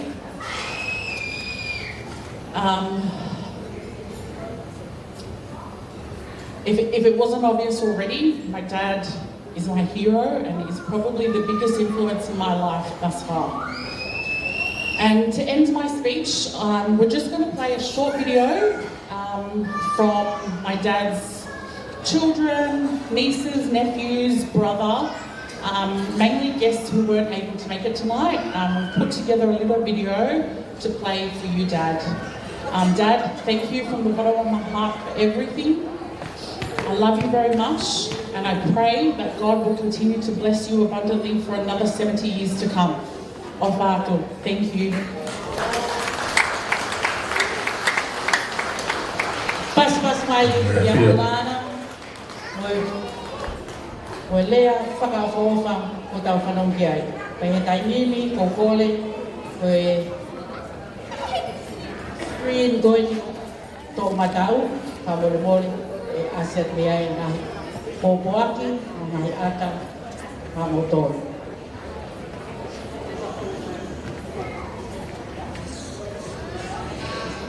Dan maafia tahan baik atau berlotongan dapat kita tahu yang menghormati tapi bidangan oboon na yaho.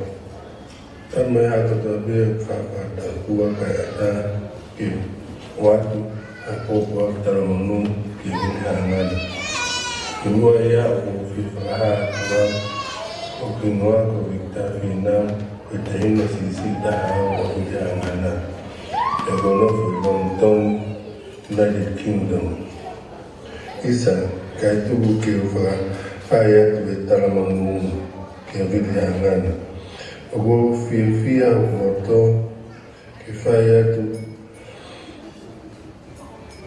Taramongu me ope o hokosia ama ingani.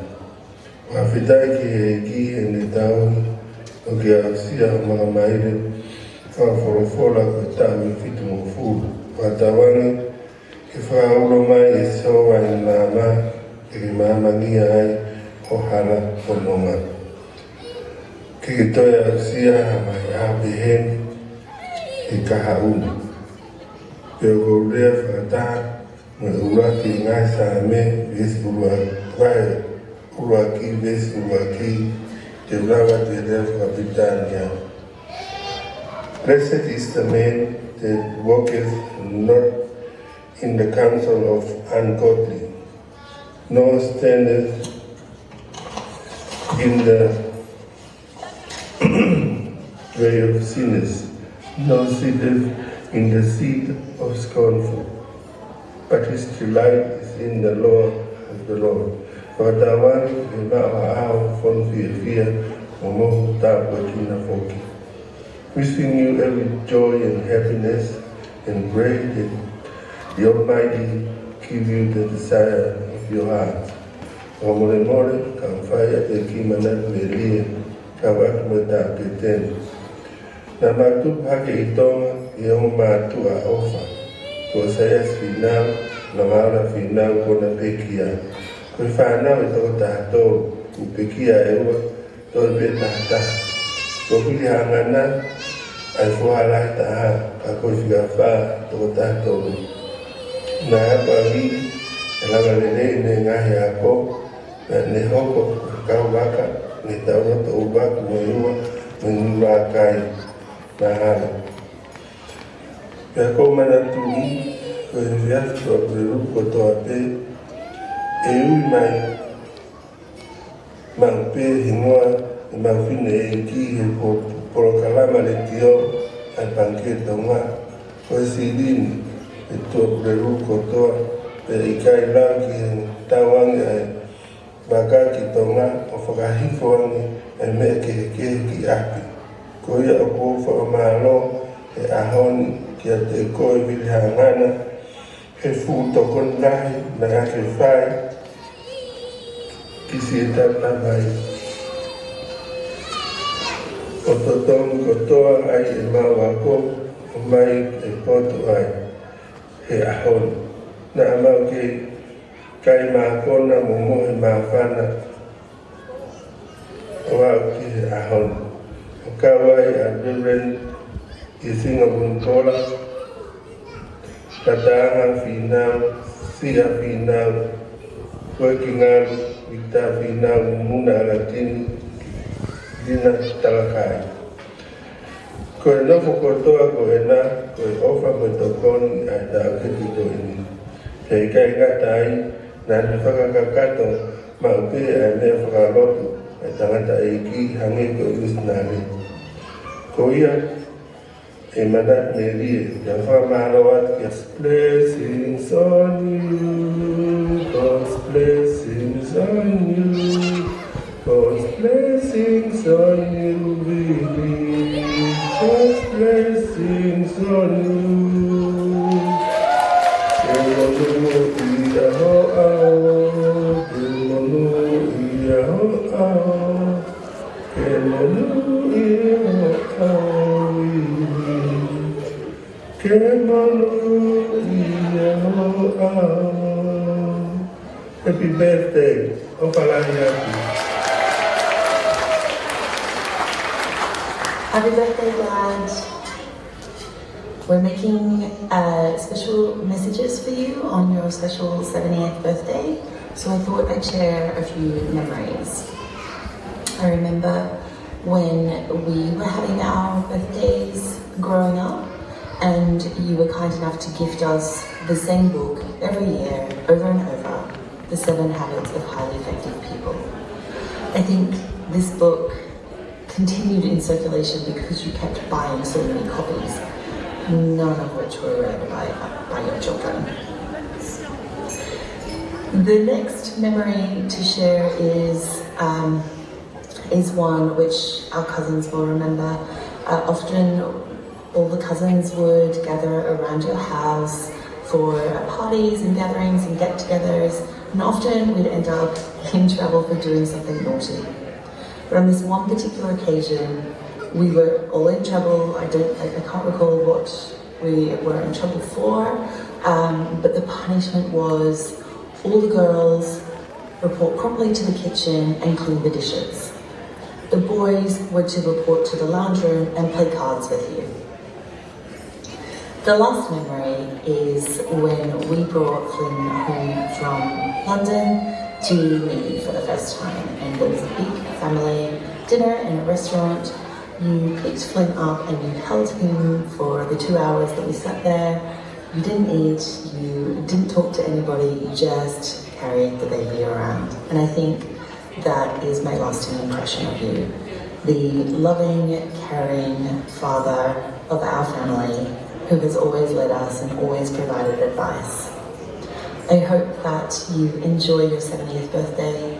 I hope you have 70 years of more blessed and happy memories to come. Love you. Hey Uncle Vili, it's me, your favourite niece, also your youngest child. I just wanted to wish you a massive happy birthday. I know that Ange and I caused the most stress and cost the most money growing up, but one day I'll be able to pay you back for the loss of your hair.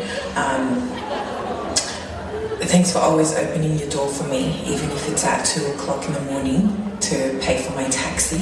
I'll forever be grateful for you. Ofata. Happy birthday, Vili. I wish you all the best. Hope you all have a great time. Uncle Vili, I just want to wish you a happy birthday, 70th birthday.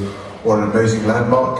I hope Mum being there is a nice surprise for you and all the rest of the aunties and sisters and uncles. Best wishes. Everyone in the room, God bless you. I hope.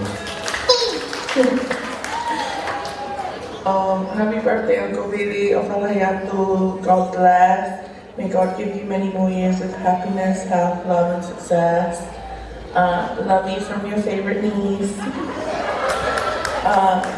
And please, please, please, Uncle, I hope you might marry gay for Latu. Love you. Hi Vili, this is Eva Fiaki. Just wanting to wish you a happy 70th birthday on behalf of all the Afiaki siblings and Mum and Dad. What a milestone to reach 70. You've lived a beautiful and fulfilled life.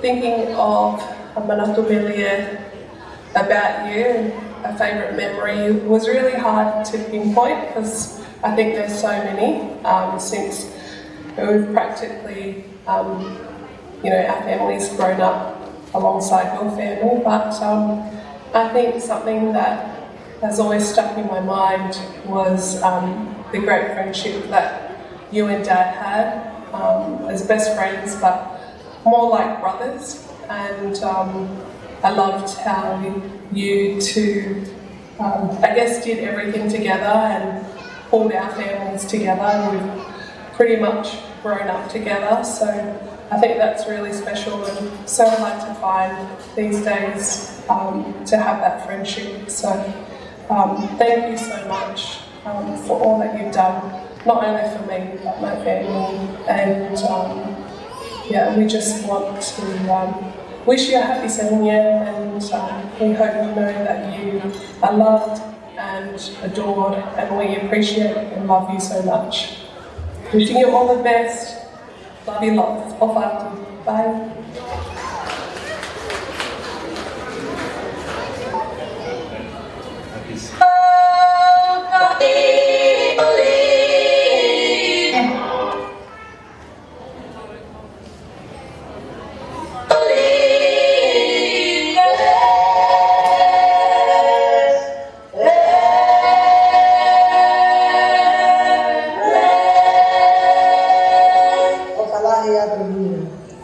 Okay, good.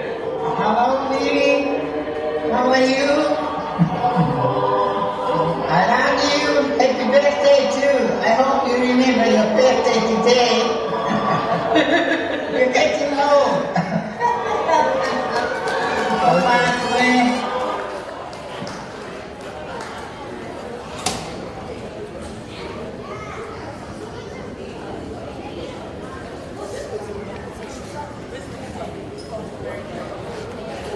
Kadaki ka mo pas mai ko ina ko wa ki pa ko ni ko tau kanong diai kay ngata pe pakaloto fonua ha o me Londoni Toma Lucila ko ko le mo to pas mai mo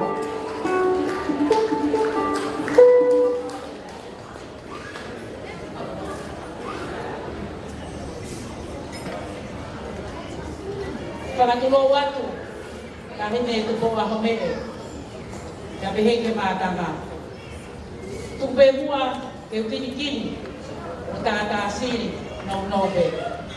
Ke kawaki mo whakahoku whatongia a mihangana ke kapteni, ship captain, ship master, e magae o whalawaka. To God be the glory. O ene fuaki, ka mo ene whakoloa. Mihangana, whamon mole yangia. Ko osi labe ibe, o kai ke loto ki ai. Tupe mua, tupe ke talaki, ai o whai ki na whakahopi o moi. O kaua mihangana i fofua toko ono tonga na mahu matai tohi. First officer, my masters i alutahi. Koe ulangi toko nima, nana wako ki nau tolu i kusila, o mawai ki nau mata i tohi tatau. Kako Vili hangana pe, ai fofua tonga, na mahu ono matai tohi. First officer, my masters i foreign going i Australia. Whakapeta. Ke tai fitolu, na hawa Vili hangana ki New Zealand, ke hoko atu ene ako ke matai tohi ke second officer, foreign going. Na ne lava ia i te haifit wha. Ke tau tatau pe, na ne tūta mai ki Australia, o ne ngā aue ke second officer, ke hangahi tau lahi. Mai kau taha, ke Australian foreign going sea industry. Whawheta i lolo tonga ni ngā aue, na ne mahu whainga maari ai ke tō hoko atu ene ako. O hoko atu ene ako, o mahu ai hono matai tohi first officer, pe ai e tahiba palono, na mahu ai hono matai tohi masters, e foreign going. Talu me he tau tahiba palono, ai e na mahu ai hono matai tohi. Mo ngā aue a Vilhangana, koe kapiteni, e ngā hipaka, kehe. Uta lolo, pe koe oil tankers, pe a peheke ngā hipaka uta koloa, container ships. I hono lakanga kapteni, the ship master. Nani mau mawhai ai, ke ne whakafolau ma whahinga waka pe. I kai whakangata holo lahi, pe a iha potu tahi pe o seni I mamani. How good is that? Koe lakanga ia o kapteni Vilhangana Finau. He was allowed to serve as master of a merchant ship of any size, of any type, operating anywhere in the world. O kui kai ko whatongi au sisi, he nane pure I whakao niu, a mea kotoa hoko I he waka lolotonga I wholau, pia mo lolotonga I he taulanga. I'll cut the story short. Nai ngā ue ai pia Vilhangana me he taiwa walono, koe kapiteni, pe koe master, ship master, I hangahi whakauta lolo, hane koe nau whakahawa a. O au, ki he ne mao wāhenga mālolo, I he wāwhi pōfuru mālo. Koe tau ia e tōpo furu whakakātoa, a whakahoko whatongia, a Vilhangana, koe kapiteni, sea captain, ship master, I Australian. Please, let's all put our hands together for Vilhangana. Vilhangana, big smile. Big smile, please. Ko ene lea na whai mai ka te au. I don't want to be bragged on. But Vilhangana, koe fuaki ai o tua. Ka ko fia ka uloto lahi. E wahe ki family ka umai ka hine whakawhi whakalangangi. Koe ki ta sili tō nope te ka waki ko. Whahom whatongi a Vilhangana. Koe kapteni e nahi kaka wholanga. Malo. DJ, one song for me, please.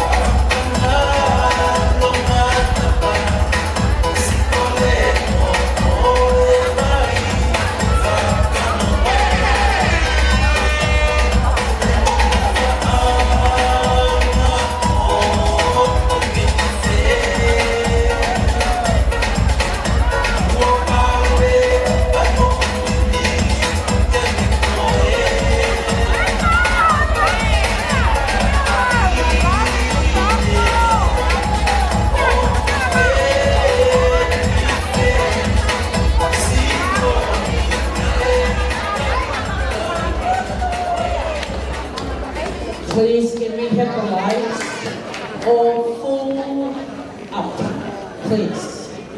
Thank you. Te taho patulera ke konga honoua o oa o keke. Pea mo whakawhi uia ia Sosina katoa maile, kadaki, lava mai mua, ki moani. Pea mo laina toa kalauta. Mo kadaki lava mai mua, tainimi ki moani, ka koko atu o tau whatongi a koia. Ai a koe o wau ia o keke. Ono ngahi whakahoko-hoko, whakatonga, mo osi mea katoa pēne. Kokole ke mo paspasi mai, Sosina katoa mai le. O ia tene whakahoko atu, ai o wau, honoua, te kawa koe keke.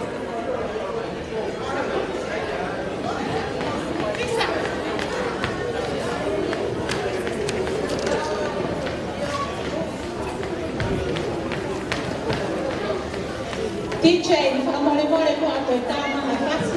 Ko ngata whakamaho ko opa se maungau ngāwi, mālo.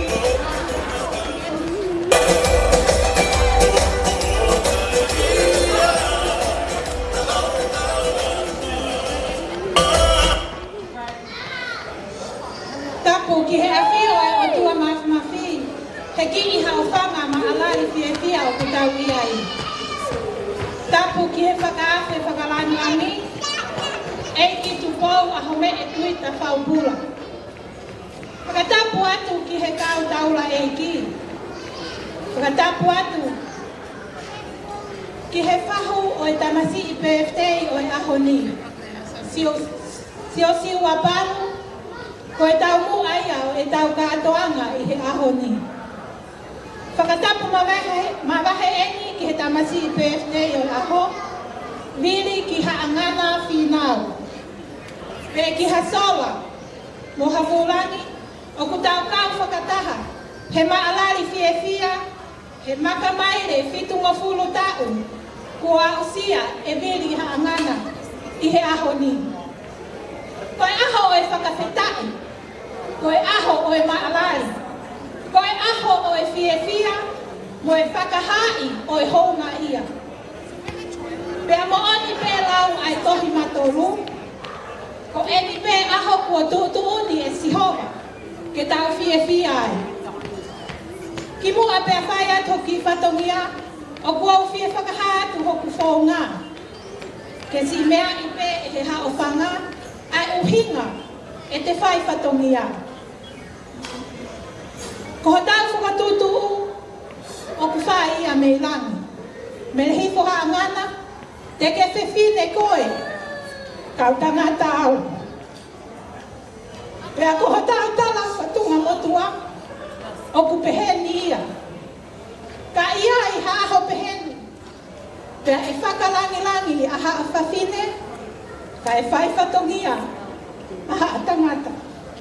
Uhinga ai a e kutu i he hou ako.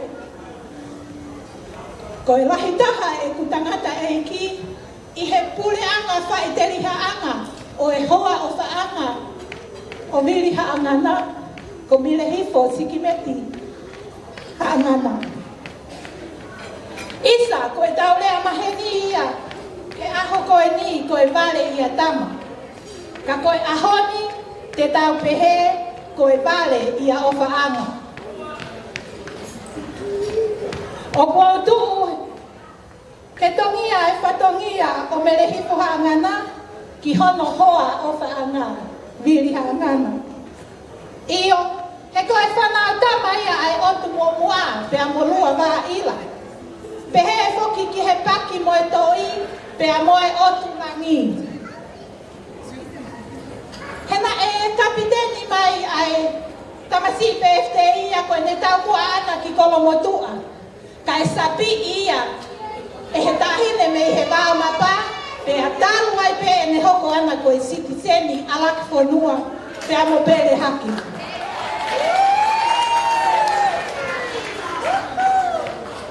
Koe tumu aki o e keke, o e keke o e tamasi i PFT o e ahoni, o kufuaki ia ma e hou eiki whakaafe whakalangi-langi. Eiki tupou aho me e whaupura. O kumasiva ho maulima, ke whakaha e mau hounga ia. Ko o fie mea ke tau kau, kono whakahounga i. Ai tau hi ofa ai o tua mafi, o hokosia ai e ki motuani, kono fitu mo fulu tau. Masiva ho maulima, ke whakalangi e feituuna. Iho o mea mai, ke tau kauga fia, i he ki i katoanga masiva. Ko e ni. Ko e ki i sila, tuku pe mua ke o atu, na aonga ki he feituuna. DJ whakamole tā mai hawhasi.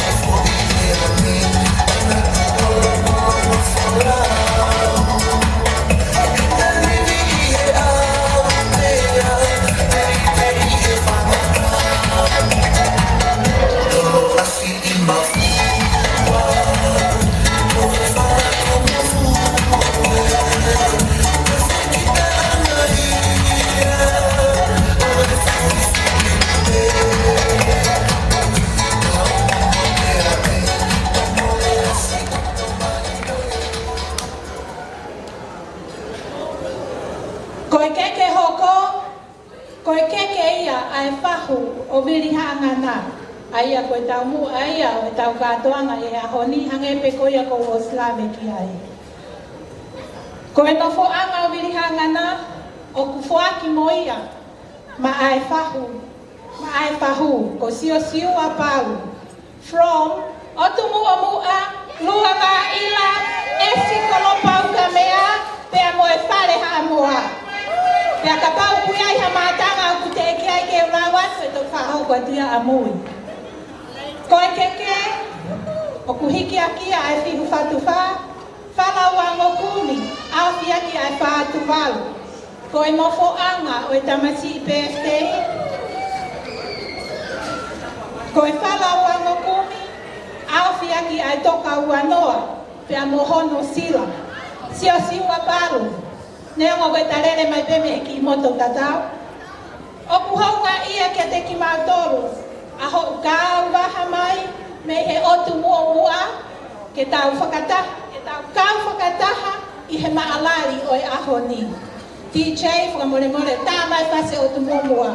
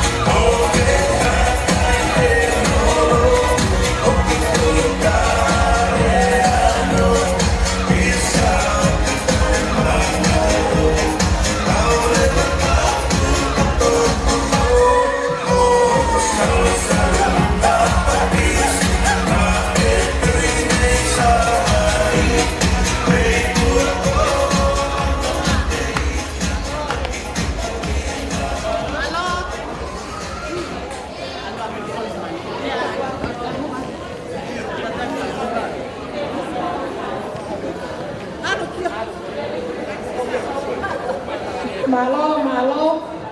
Whakawawari ka tarina tō atu e koloa ho mō whakuki e tapahaki, please.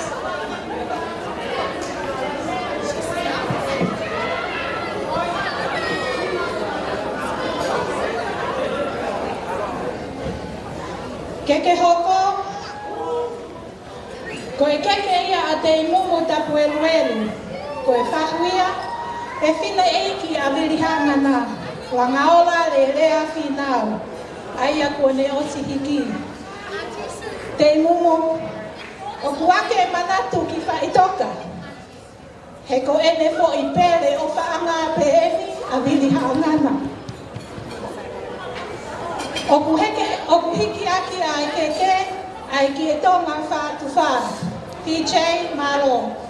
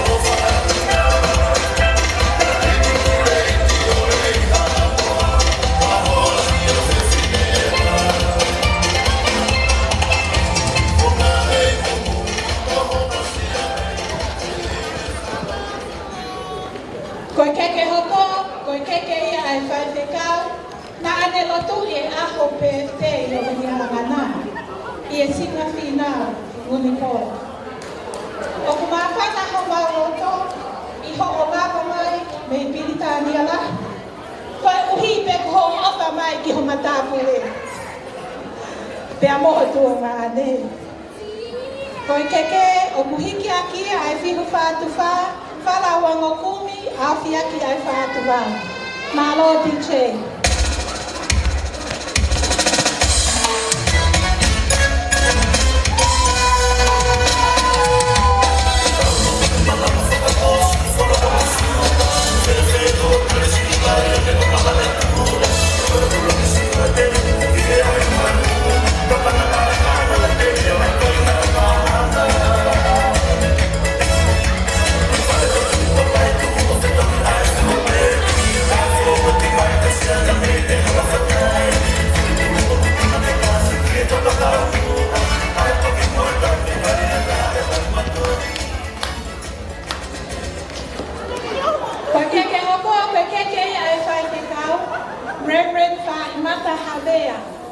Whakamalo atu ko ui ko I whai whatongia o I ahoko e ni.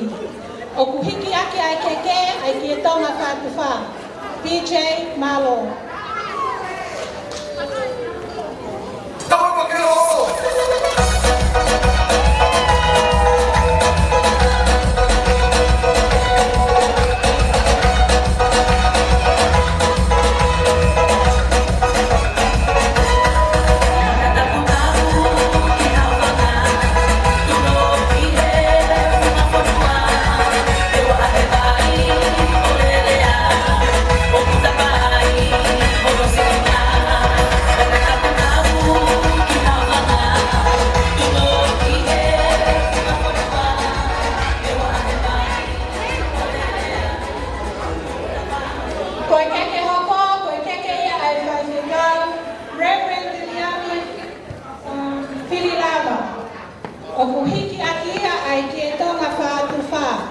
Malo DJ.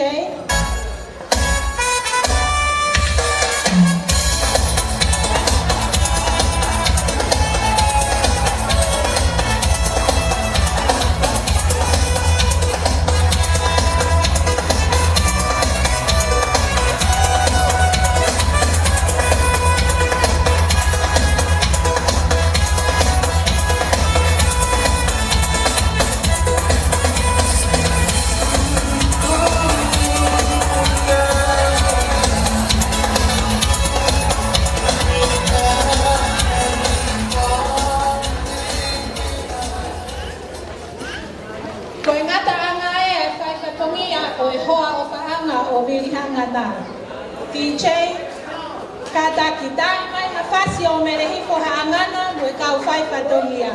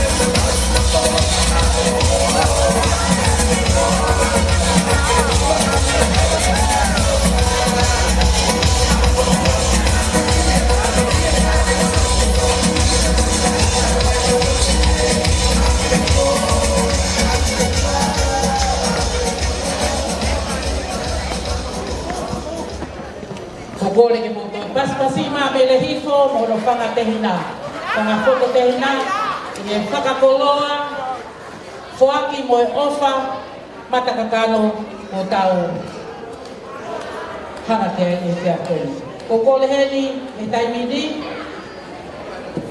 e tō lewa e te pile ke mei heni ka awe keke whakaosi o keke ia tau tō katoa pea koe na whaanga koe ni e tō moia o whaaki pe moia vai whanga tō whawhine o Vilihanganga o no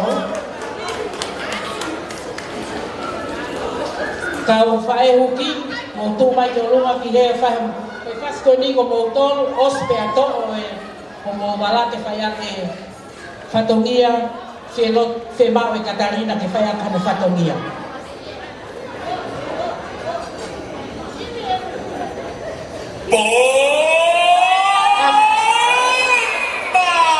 Sensual, un movimiento sensual, sensual, un movimiento muy sexy, sexy, un movimiento muy sexy, sexy. Y que se viene el africano con el baile que es una bomba. Para bailar esto es una bomba. Para gozar esto es una bomba. Para bailar esto es una bomba. Y las mujeres lo bailan así, así, así, así. Todo el mundo bailando la cabeza, bailando la cabeza.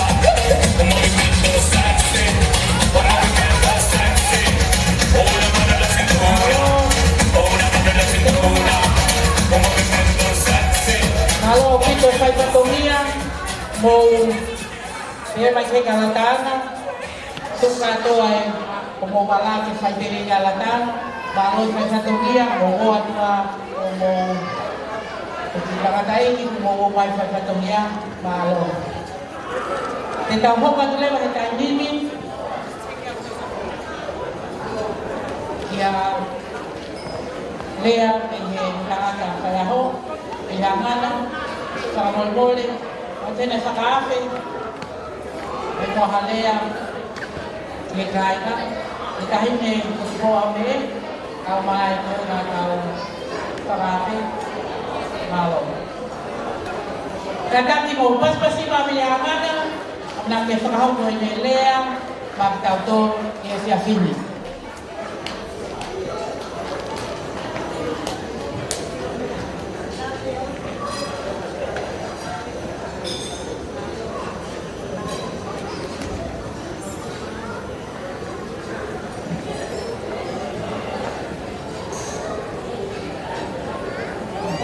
Kada ke ko au kai di ko to sara ka ni ya ka tu mai be hawa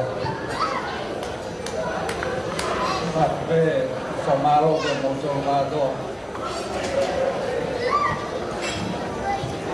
ko ku fie ta no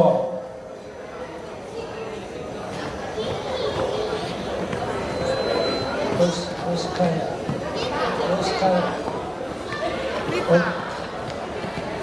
no o cacau no sio coitalo da topu o fano no tala man is the stronger sex penau tu ia tu whakapapau ko hinaro whakawhae tu whake i la paha ko na muka tu whake i la paha e sisi e aski na muka e tu whake whakawhae ko e mwhine kina tu koua Maria Latai e rea asirika batu wei Nakapana mo uga kakaya mo doon na tubuhaki ko yung family ko bien. O kay ko rere yan na kobi. O kay ko batuwe yan na kobi. Ko yung finimado ay na kobi. Kako mautubo kay na saibe kakay tangatay. Kakay bifine ko na ito kufay fuhungon nila. Kana sa iya kaya Pe kone ala mai veta masiki a te au, mate ia. Kai koe tuke au, tuke e kau whiwhine. Koe uina ku tala noa, pa kwangi moko puna. Toko whaa kwangi moko puna. Me e ongo tamai ki whiwhine toko ua, ongo whiwhine toko tangata.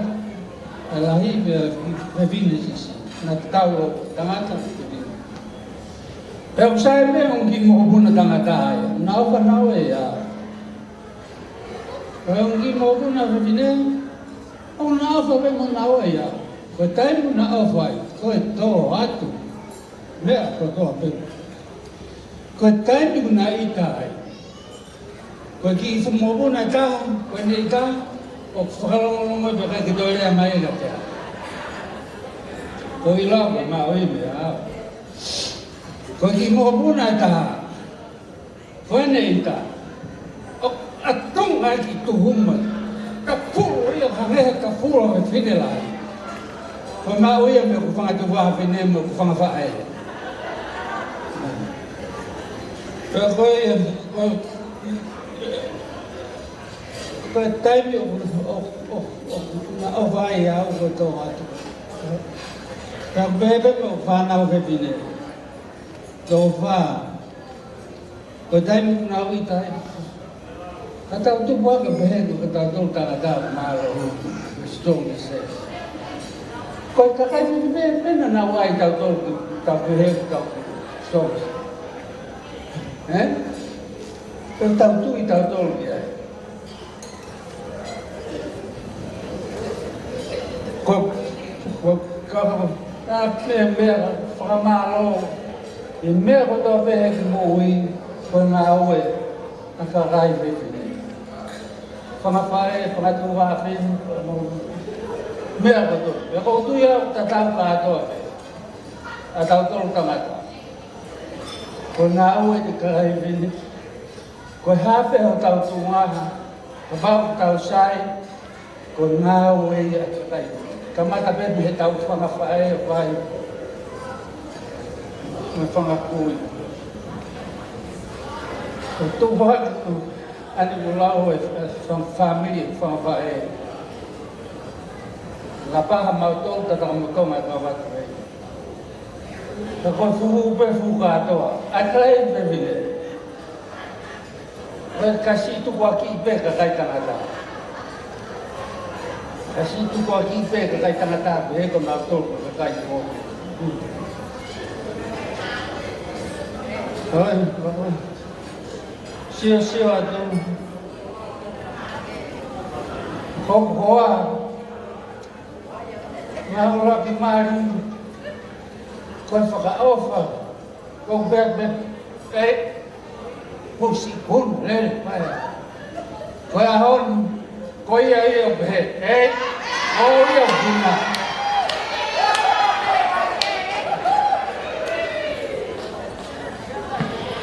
Ka koe ngā tanga, koe peke ngā tanga pēr tukua, kure ako, tuku mai ke tukua. Malo abito o vatu.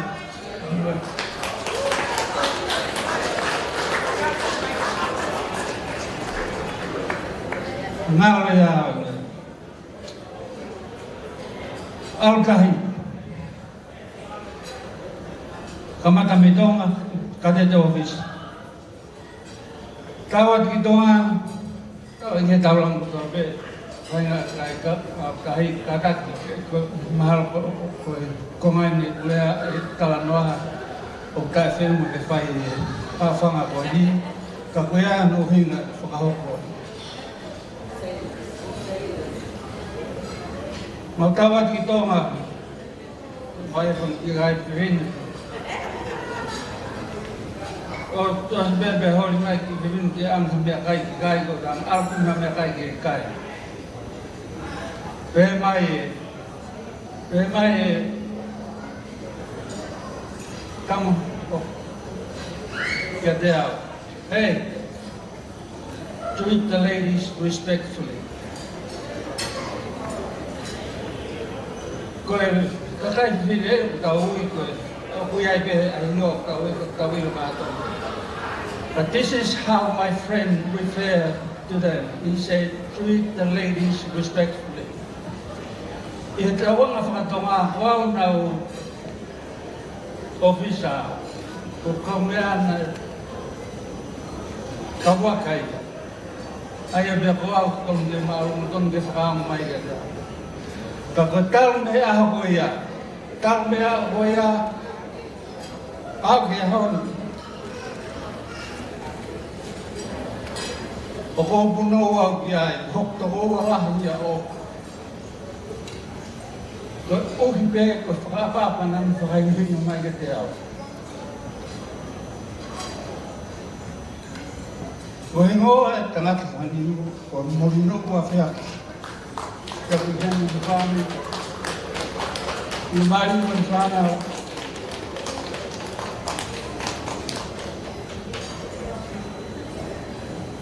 Ko tautopu hake e whāmi i koto me kua ko i mai ka tautoro e whakapapa. Nā tau o tautoro pau, o tautoro pau. Ko toki ako i moni endi au whakapapa koe ako i tak-take. Mui o te sein o whanau maro. Wa.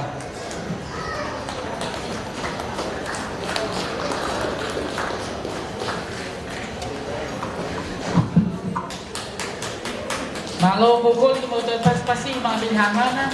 Inelea whakapopa. Namo nane whakahoko mga kitautolu. Te taho kwa tule bahe tainimi ki he ngahi whakameite. Kokol whamoromore atu ka tupe mua ke whakao atu e whakamohoko na e teu mai ake polo kalamani. Koe ulaki whakameite, koe whakameite ia e whahu. Pea tau toku hoko atu ai. Hoko kia e taurunga a luse, aia koe ki mokopuna sisita haina bihangana, ko hihe ko tuia ke aruia mohe. Angela ko whakawhea toi ke iai pe mo luse, ko hika loto lele whahoa ne taurunga pea ke hoko ai pe. Pea hoko ai mo e hoko mai lewe taurunga e whanga to whawhino bihangana. Ko e ki Junior, ka uma Daphne Talakai, hoko mai mo e taurunga e familio o Sayasi, ai ko bihangana, whanau bihangana. Ko nau taine hoko mai ai, pea hoko mai mo e talunga ai whaho e whamile lea, te mumu, pe tau toko hoko atu ai. Ko ia koe, tafu malai ki he whiawhini, ko tau lunga e whaho. Ko kole ati DJ, whamole, tae maha ki whas, ke tau whakamele mela, rotonga te keu, a tangata whaho. Alo.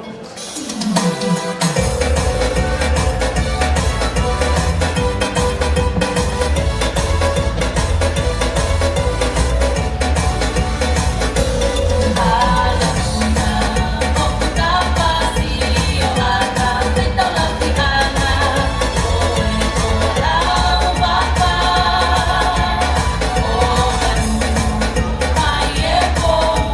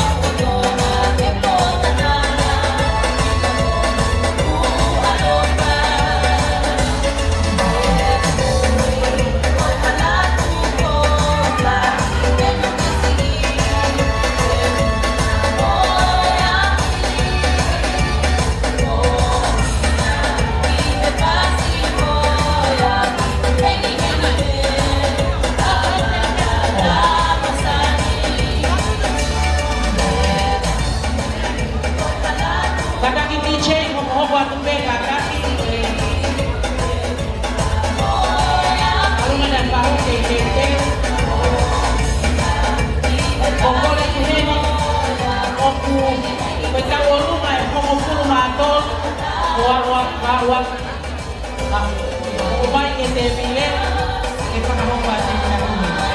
Aia koe karunga kamatani koe pahu koko kei anu te leka na asia o mohe mo Angela koko te kei karunga ai whakate whaamino te angana.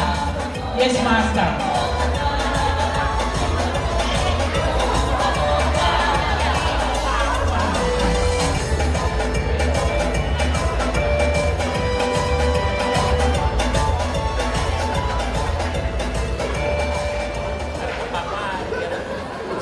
Kadang vena ki hamum me na ngawa ya o te ma o ta wa ko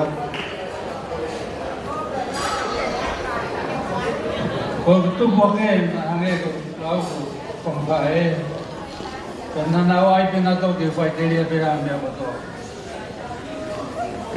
ka ko to ko wa na fo mo ya ko tota ko moto fai tangata ko sone rere ko malpo na taro keisi mo nere mai ka te au hange hanere ana ka tahalai ai ako naki pe me ako to ako naki pe kai ke ha me ko tangata ke ta ko veri hangana ko tangata ki na ko hingoa ki ai ko tangata ko ya ko ne me na vai ko pohua ko winga mo ke ne tau ko pau pena ne ave ya mi lapa ave ya taki ave ki ko no foi ko siana we siliana ka ne whakahu e au he apiak katolika. Peo pehepe ko ha uhinga ne whakahu au he aku katolika. Peo to kula he ake mahino e uhinga ke mao ai ke hu he aku katolika. Ko ne whimau ke hu he aku katolika kai ke ne whimau ke alo katolika.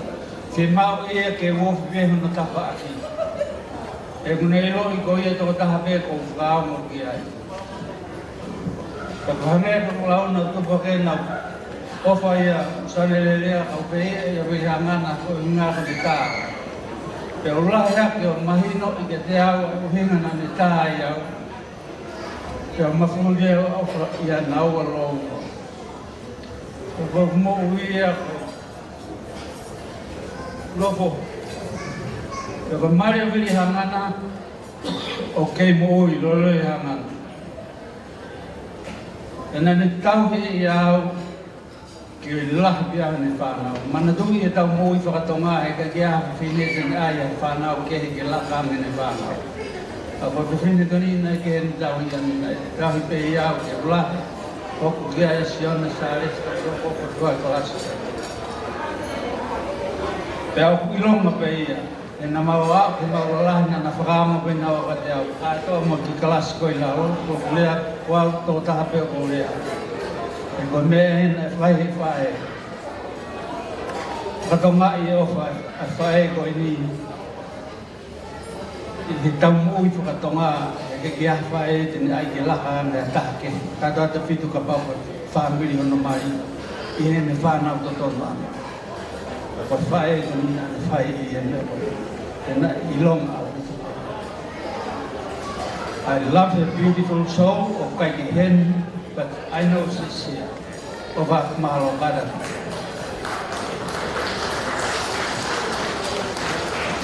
Kataki mo to pas mai mabili hangana welea pahawahe whakapoka ko tau whanong kiai. Tau ka tulema ke ulaki tau lunga, ka timua ke whanonga mai e whiwhine tau ka ko kore DJ, kataki to tau moina paseda, o tui ko ne osi be ko tai, mai tahi tau lunga.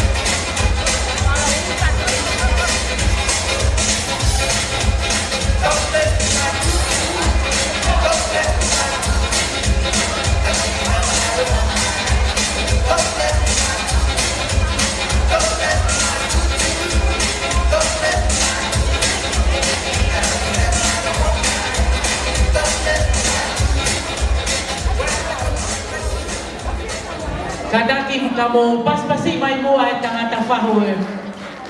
Oi aho, kone loto lelei pe ane anga whakatoki lalo. Ene whakahoko, a whakameite. Maai tahi ne whakawhe whakalangangi. Ka wami hangana, ka pehe whoki ki e mātanga. E wangale mai ka, ke whakahoko atu whatonia.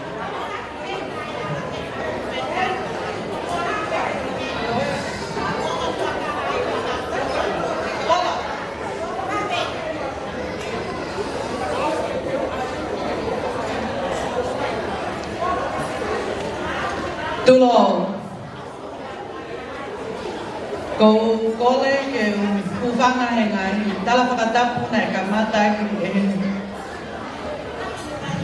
MC o Poni, e ka mata o e tau katoanga, whakawhiawhia o Poni. Ka tā momo ki whine motua ta e loa, unknown koe ni ke ne whai atu ai whakakato whatongia pe. Ko ingoa ko Kaliopeta Johansson. Ko ope vine tika tau noao o so siwa pala.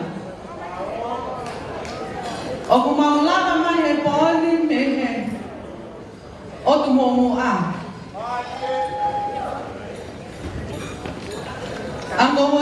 Ango Vili, Ante Hifo, Alana, Alicia, and the rest of your siblings.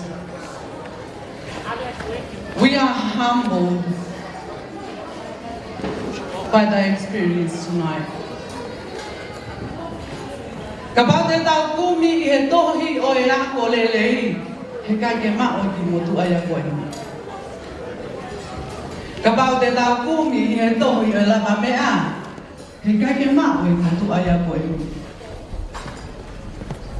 Ka koe mānama aso siwa palu, o tau malmono, o sinsube. Siwa palu is a pioneer of the Salvation Army. He started the Salvation Army in Tonga. He's the first retired minister for the Salvation Army. And then what he was known for. He was born poor.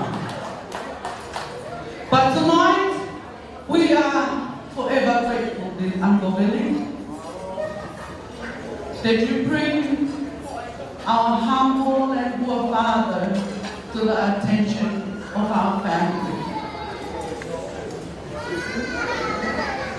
Koe mea tuola mai koe he pōni o kai te whakatau aia ke ofa ma oma ke whakaha mai kia te ao and the rest of my siblings.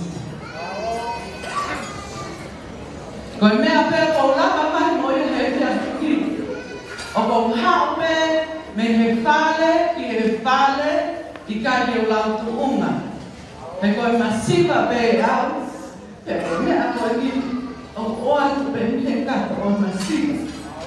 He koe mauta mai, ka tangata masiva. And for that, we are grateful today, Uncle Vili. Kaya na me aya e mao. Hego I fine motu ako e ni koe masiva. He masiva me whao. Ma lope e wao ma he pōni. Without further ado, kaya na me aya e mao. Koe ki mea pe ko e ni, hata ana pe e ku ilo. Mo ki tola e wahawhe. Ke la kai ha McDonald's for your grandkids. That's all we can afford from the bottom of our hearts. And tonight, what we bring to you for your 70th birthday is our prayers and a whole lot of love. So we ask the Lord to bless you and guide you and give you more days like this so that I can be able to come from Perth to here. Opa haya to Uncle Vili, opa to Auntie Hifo and your children. From myself, my dad, and our Palu siblings. God bless you. Malo. Tataki DJ, just play that fastest song. Oh, Latu.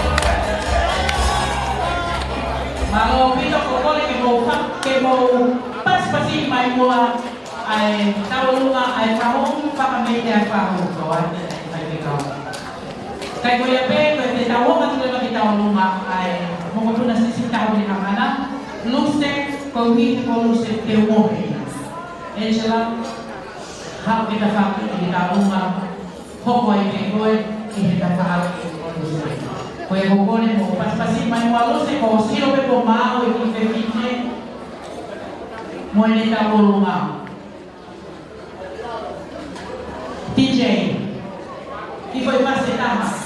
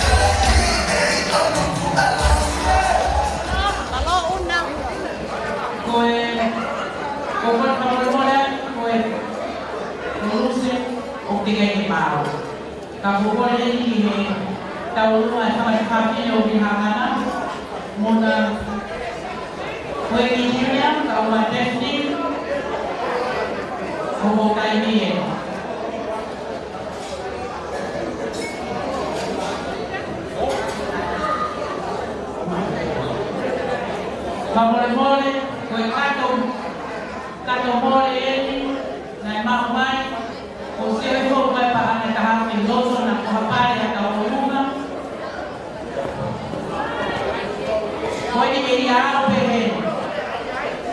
Ta koe no maa ko katoa Vileva. Pamole mole ko luse ni ko maa ko taimin. Ta mai pase luse pamole mole atu ki he mahi ka urua koe ni na osiui atu. Koe ni ko sini maa mai a luse. Ta tu mo ke whakahopa te whatungia koe ni.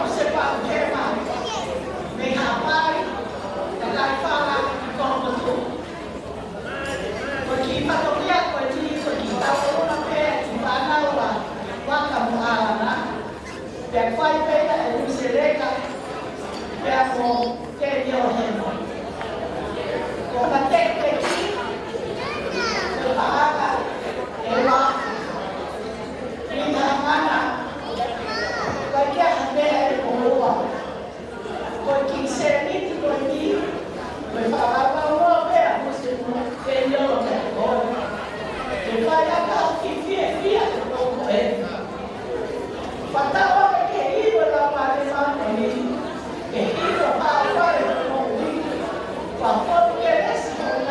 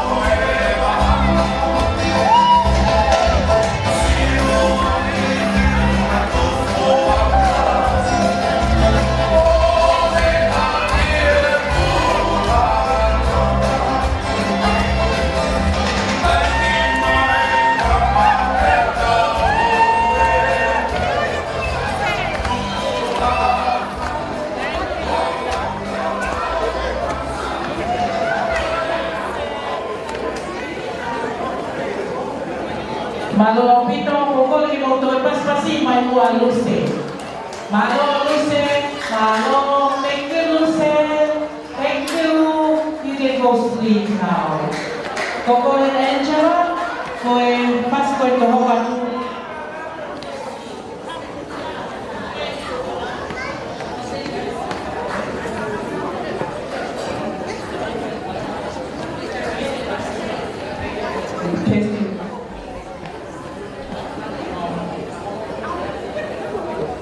Kokore ke kusana he mai watapu pea awe ani ai mai watapu to abi ko fa fa ho ko ni no ani kap ni mai unga fa fa kai fa ta ko ni sa ko dia ko ko ta o lu ma ko ni ko ko ta o lu ma ya ai sala ko o fine kahit lo pinanganak, kamunong muna kama Alicia, kama Alana. Obigay kami ay makuha kaya palangkakan ko ay patonia o ay hindi. Kasi patonia o kutuku imo ay limanto at kabukulungan o Loto nele yang info, informasi ada makoka ini orang anak. Ya, dia fungsi ini o Angela, waktu boya kita makoka ini orang anak. Kakak, o kakak tuan, ay nakipatuloy ko na kaya ata kita makoka to ay tauluhan ay mangkikiman ko me o mo malo au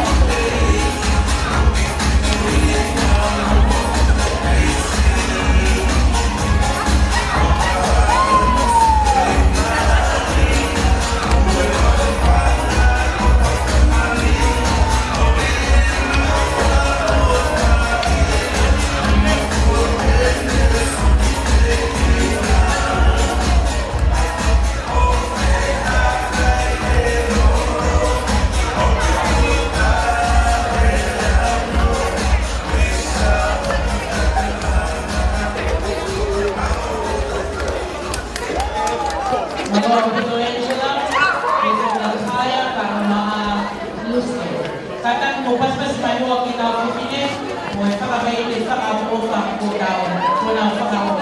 O kore ki hau mai mai tau mai mai whaamini o whia ngana. Ai a koe whakahoka kuia he ueki ngā Lujinia, ka runga Tefni talakai.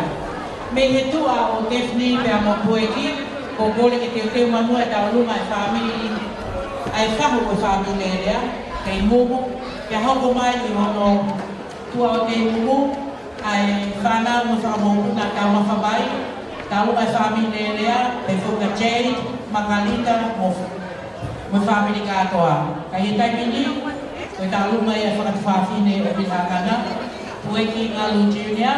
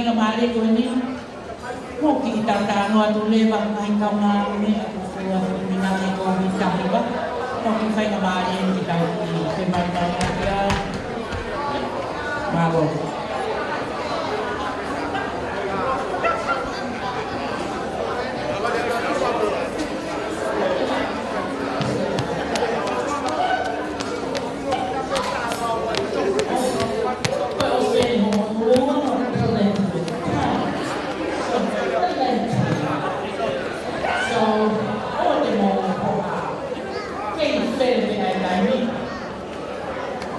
Ka foma tu ka pefine. Mare ka pefine.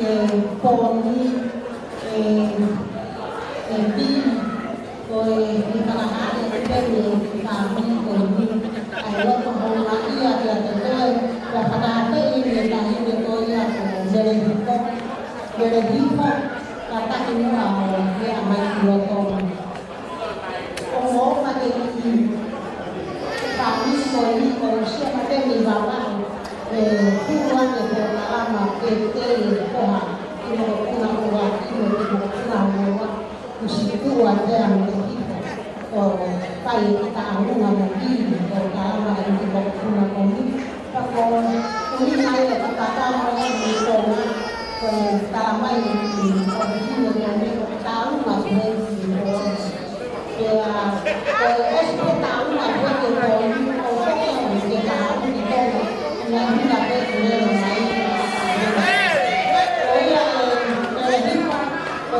Teki o Wiki ke Paula o te paranga i tō wapu.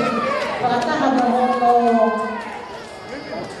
tū a māna whara wanoa au ka te putoka wanoa. O atu ia te tuai o ia rere ko ia a Vili o whakala ia rere. Mai o whara ia kuru ka koe Vili.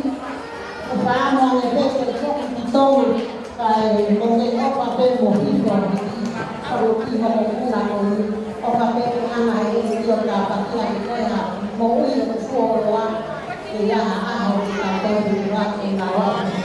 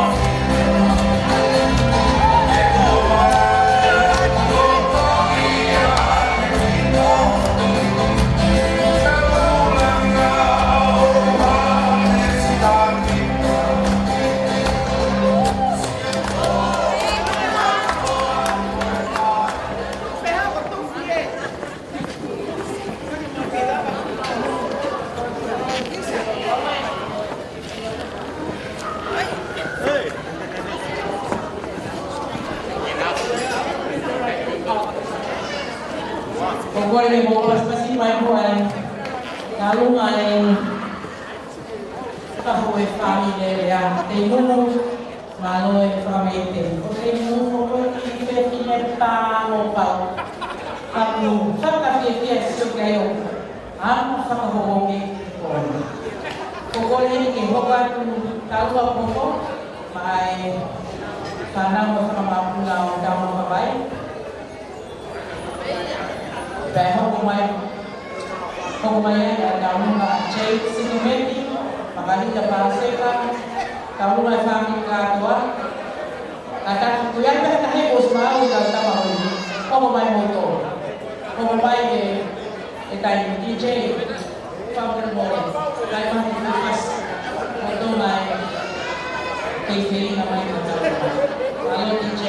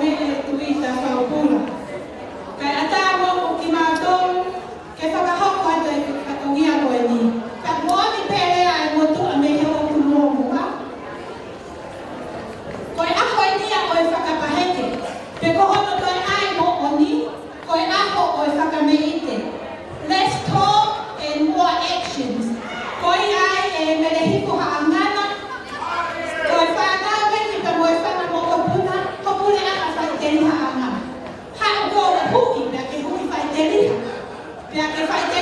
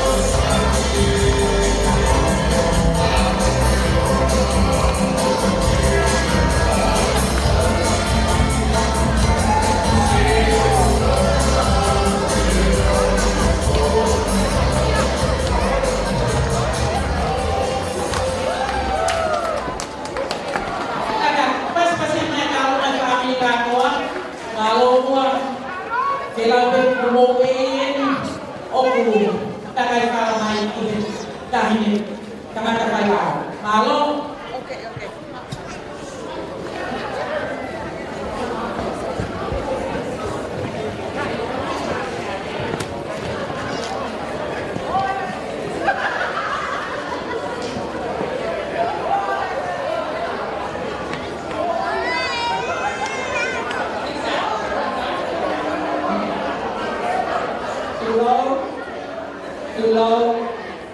Too low.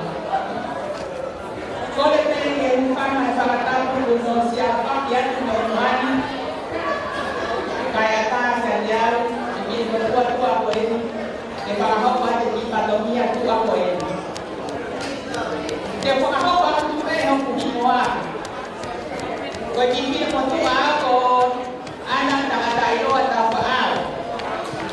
Kau bukan punya uang. O Maria Latai Derea, Beamo Derea Bailani, Apico Niwe, Apico Amea. When the Mau Teddy, the fire frame of Ita Lunga, we have Nana. The Diana Pain in Wana. Kana when I'm not Masa, Rosalia. Kali ini sama kuna, betul masa bersama kuna uang, Maria Latai, Delia Tongan. Saya mau bermak, pergi tolong masih babin, gaya pada kau kita berbohong. Jadi mungkin kita akan tangan. Kau Isabella, tahu apa? Delia jangan ada iluan, kau yang tahan. Jangan kau hanya. Apigo ko alete, apigo. Polo ang mula, kaya may apigo ho mana. Hoy ay kita kumatuan o bayan, lebe-lebe malang kawa-kawa. Malo. Kaya pwede iseki, pwede tani ay mauna, pwede tahapin, kuwag yate may tangata bente, milihanganan. Kalau tahu nggak, dia mau foto begini, tahu nggak asisana, semua punya toko itu Maria Latai. Dia tahu Maria Latai, tahu dia punya tujuan itu, dia punya, pakai pasti, esok sobek kakak. Kalau ingat, ospai tahu nggak punya, tapi mau tahu nggak pasta wala pahan, halah bawa pahan. Malo.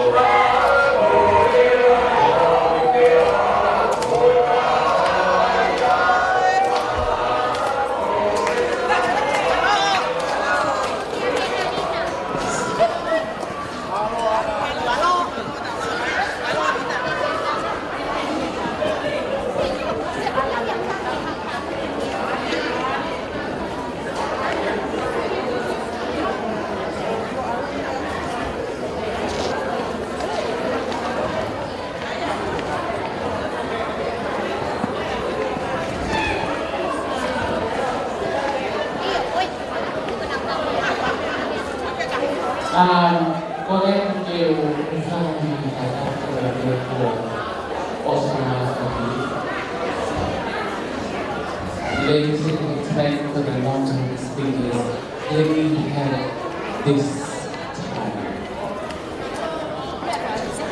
Boleh kita faham tentang apa yang kuatkan di sana. Kalau boleh kita faham tentang apa yang kita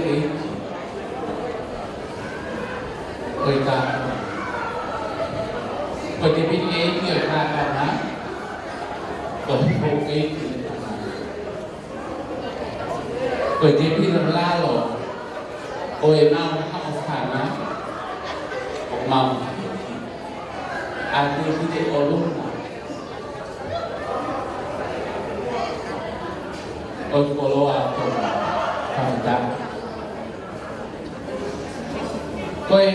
kita orang ibu kalau sampai orang tu tak punya homea tu pemu aku nak ibu hanga lea aku fai semua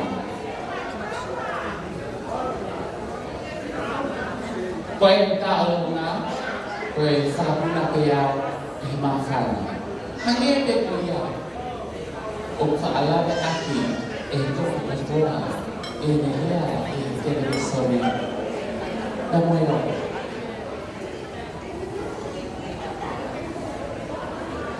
Kau pilihan mana? Kau ini tamai Paula. Kau saya kau Vili. Kau ini tamai kau Vili. Tapi yang lainnya, masih kau nak aki impor. Fatu waktu dia dikoita ini fafaranya. Berfahmia poni yang berfahmia dalam. Berfahmia poni berfahmia dalam. Berfahmia poni berfahmia oi inse kita nak ilo dia tak boleh tu. Tu pemua kita ada tu pemua non-Tongan speakers. Or even Tongan, kau mau main, mau kalau kita mau biru aku pergi motor, mau main ini main mau kawinan. Kau tak perlu main poni, kau ki kuku ke paman tahafe.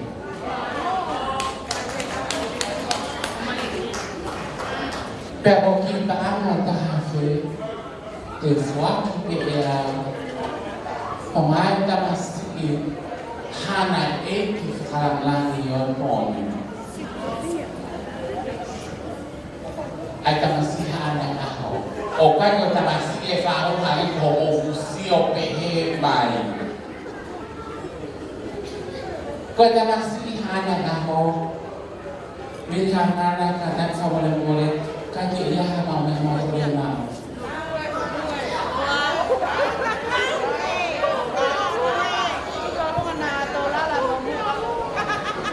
Melihat mana? Kau kisah kita boleh orang offer bagaimana orang selesai.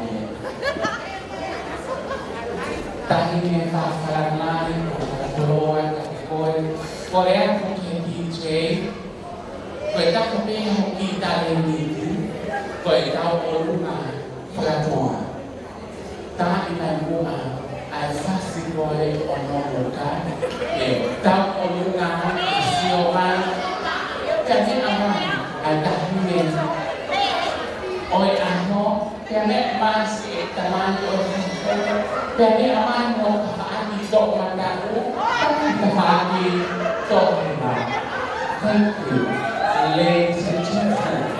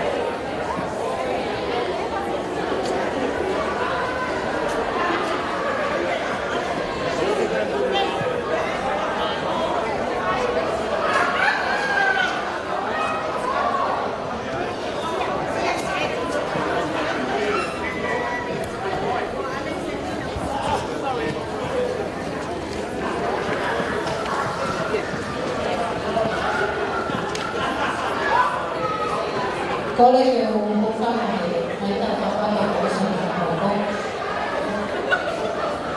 Whakane mai whakako, te hei tahi whakanani, kai pehefo te tamasi, o ngā hau, tamasi o rina ngā. Kai whakahauka noa ki taurunga ko ane. Ko ki taurunga mana ke whakamoko, koe I tāna pe me whātua āni, whātua kōrua no e tifo. Peo whahoka pēa e taha. Koe whānau e kua āni no e tifo. Pea koe I te ki, te kore e pēna me tifo, ke ne hao toa te ki, Vili, ai te pēna hao te loa e pēna hao.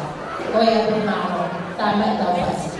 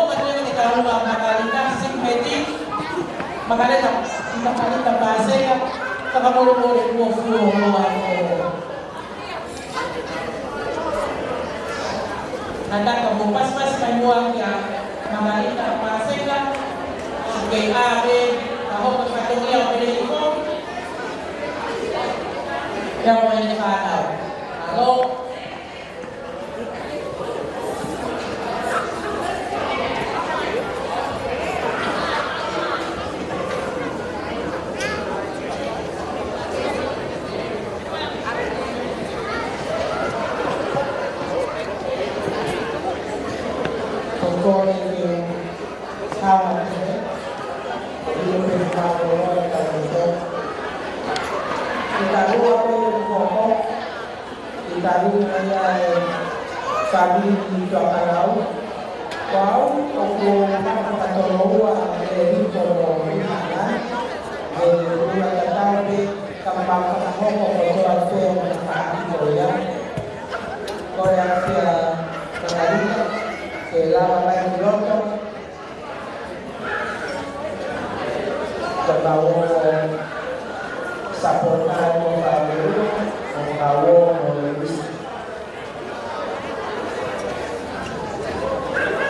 Kore aku le hiko kuisa kuya para na tambo na hiko pai ai le hiko koi ni ka ni na ko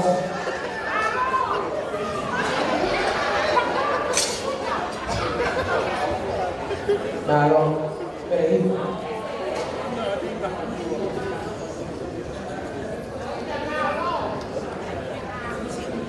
ta mai dicendo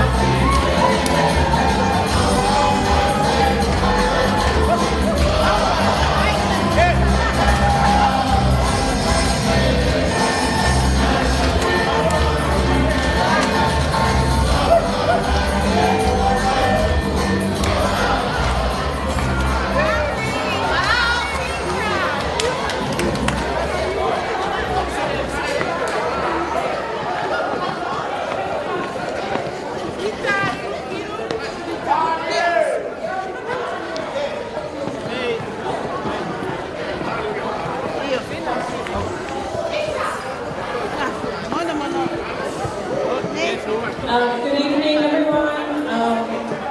Hello, my name is Paula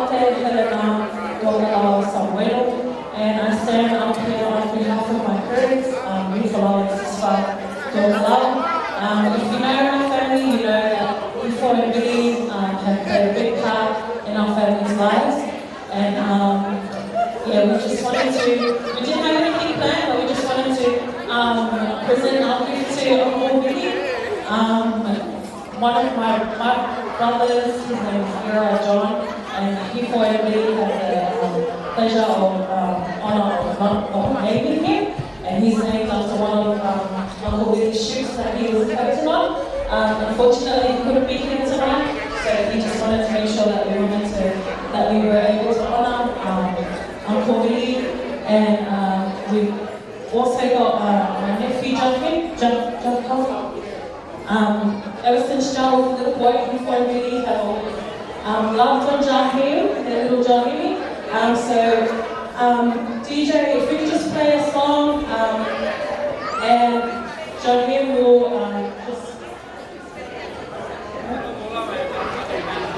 Jahim will just present a gift to Uncle Vili on behalf of my aunt sister, Nufala, Paula, who's not here, and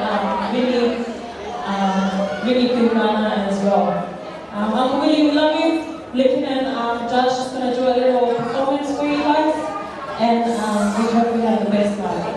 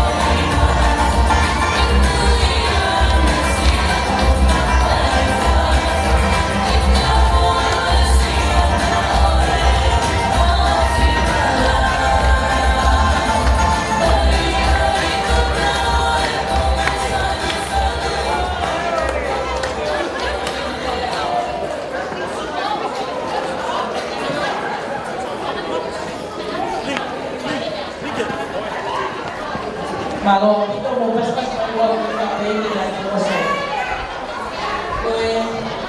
Kalau main tahu masa kausi dan kalau kamu lihat tipe mulai baby apa ni kamu pakai kapal Tokyo yang masih dan Australia.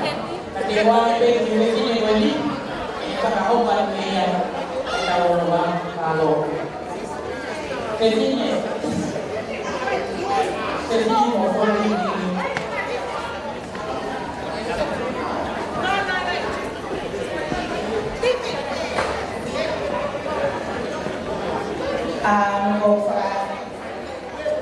Latu Moimoi saat ini berpokok ini tapi kita masih bete kasih komunikasi kata binte kau saya tahu saya umai tapi fashion way family dia kau dia apa mau iya dia kau mungkin masih tak punya kabe dia boleh ini kayak kisah dia kan yang mau ya kau tu pergi faham kau ni Kau lah dia faham apa dia. Kau menua kau mesti tahu keluar. Kau memang tidak paham. Faham sama masih lama. Kata kamu tahu nak niwe apa niwe ni bapa. Kau kita tahu lah anak kita di sini orang mahal ini anak kita kita ambil dari sebagai itu kau kamu Kalau kau berpikir seperti kau tahu apa ini, kau ni mau kau masuk tak mau anak, kau bisa sisi ia yang bisa pelan, tahu masalah ini, supaya tahu nak naik, dah apa ini Kakoao na si Abel Fuaki mai Ki tonga ane kau sineikin Koe ki motu ako mapolele Koe ki whanau ko Mona Lisa Latanga kalo sarao Kaya nau sisi tahayai Koe tabu makali ni hangana Mapele mai si ako pakai tete Ako hamnya Aku kefonwa pula helo nolapa. Koe tie kai beha kami ite. Ofa mai na ame long. Behe ka sama kui. Na ko tui kona lama ye ni bon. Pe koe uhinga. Koe si ma tu an ho ma fai tanata. Na na ho ko ma tu a fai satonia ma ho eki. Na na ho ma ta pule. Kita ini koe malupo na ke tuho para tuho mai pisa ni koe pe ke tomo koe Moimoi ai hoe ki koe ai tuho ahme kuma fa mi apa mo ia o me amari ki pai ahmala koe mo tu ake koe ka koe mi apa mo koe ka fe dia lahi ko fo Pernah kami akan berfirman, emal tahu kakak apa, emal berfirman satunya, kalau kita tak tahu mana tu amilom, mana sih dia mai berfirman dengan mau punah, mana kita mah orang ini ada. Kalau kami apa yang saya bercakap tahu ini, kerja tanya nak lau tahu ini tahu, nak lau sampai tak bercakap lagi. Hậu kỳ của cô này đi mua ăn khả năng để phải màu đi pha mấy cô là về tu theo ba ngày tại đây là về khi một tu ăn để phải hạt tôn lao cao quay ở các hình của tu bộ các hình mỗi khi mua tu pha rồi tôi tu mọi bộ ăn nên nếu mà đi tại thế nó là cái gì mà cái phim mày tôi phải mua các phần hộ cũng hộ cả cái phía mai đây thì mà tụi anh mình còn mình là phải lại đi lên cái tập ăn của cái phụ gia tuệ tụi bộ ăn mê hồ thì cái gì lại tụi không và hồ nhà cô đã cũng cái tại như này tụi bộ ăn thì tụi một tuần hàng tụi bộ ăn mê tôi cái tu sana nào ngàn tu về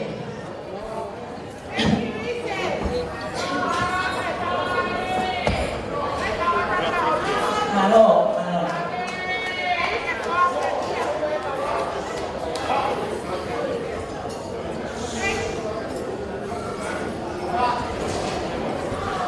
cô em Vili tôi ai cái cái lại ở đây cái phát các cái gì phát đồ kia mà tu a cái thằng cái này là cái đồ phát cái tăng là nào nó phổ biến đâu là nào phê là cô đi rồi lên phê là cô ai cho mình cả tay là mình mua là mình quên mình ông cười quá xịt nhiều rồi cái cao nhất là nếu không tăng là cái nó có phải đâu là quan trọng mà và cô sẽ đi ăn cái con người mà về này ADP các cái miếng ăn này về thì khá là với cái cáo không gia đình để cái chuyện gia đình ôi là cái tuổi lao là đi cả đi cô đi đi là không có biết office nhiều thì anh ấy còn đi làm bộ phận này phải thế nặng thế này tất cả cái đi cũng qua đi này cái là nó phụ nặng cái phụ biết đi mà rồi tao cô không sẽ đi nhà đi các cái này ama yo các cái hạ uống không gia thì nó đi tệ tệ cái này mà hoài có hai phụ thì anh biết làm để đi phụ cái phải để phụ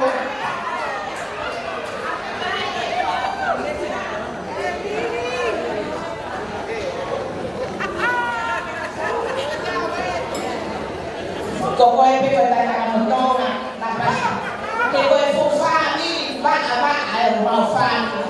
Família mau fai la pa. Koe fefine ki me ta o toma me ka tu yo no. Koe ka tu yo no. Tamai kau mai buku le sa ma ka ka ko ya.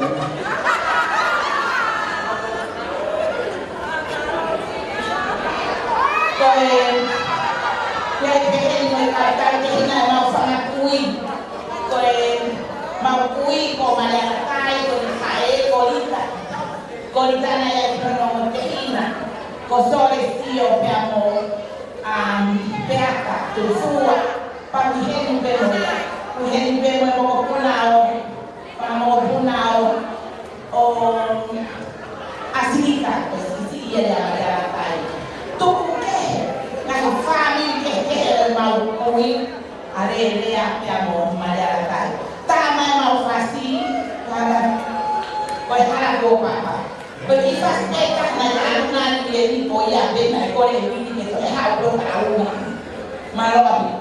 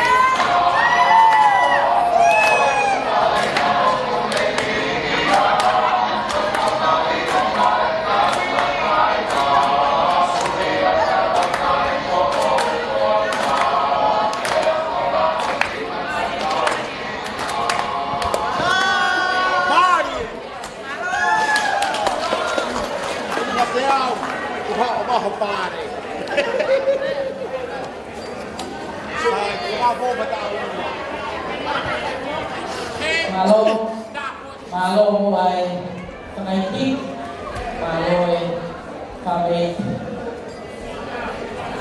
Kaya buwame, malo. Kung makulmuli ang limaw, mga namo lawa. Ikan. Siya pe, ilabe yan kung kikibaya. Kung pagkaosi, ada yang kami itu, kami itu na kami jadi. Sekarang yang lain, kau saya kau, kau pagkaosi, dia nanti hoban pe, nanti dia kami dia. Pagkaosi, oh tinggal pe kau osi hati kau. Dia pe, DJ, do you mind?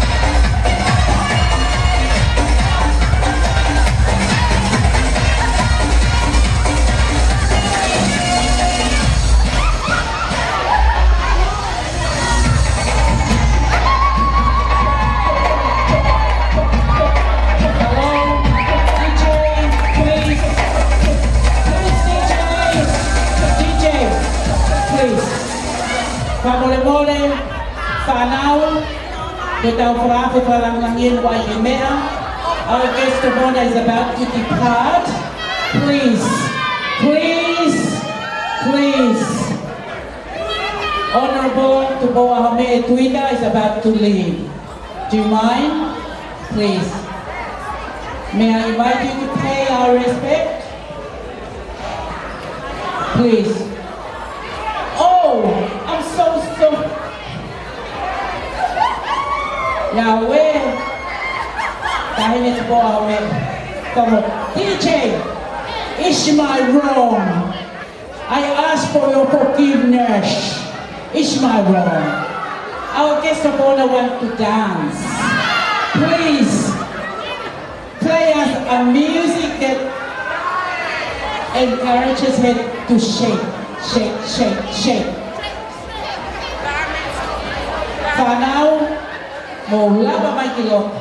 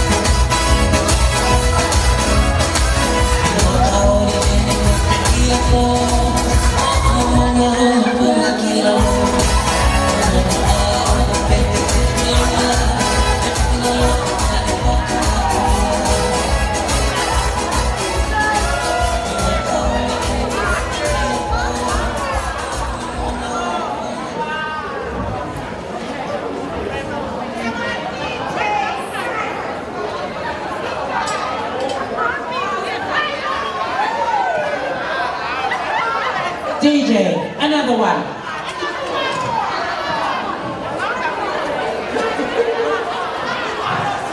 DJ Kadabi, Tamaya Vosh. Malo. Kata ko ang ko MC. Kata ko kada son lo. Malo. Kaya nito ko ame. Hoy.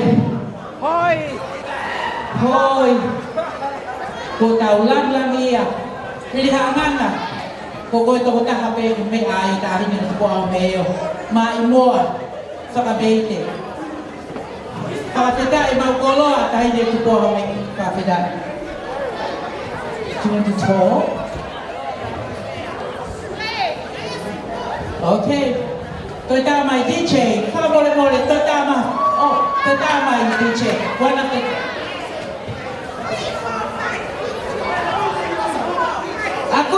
DJ, please, is the request.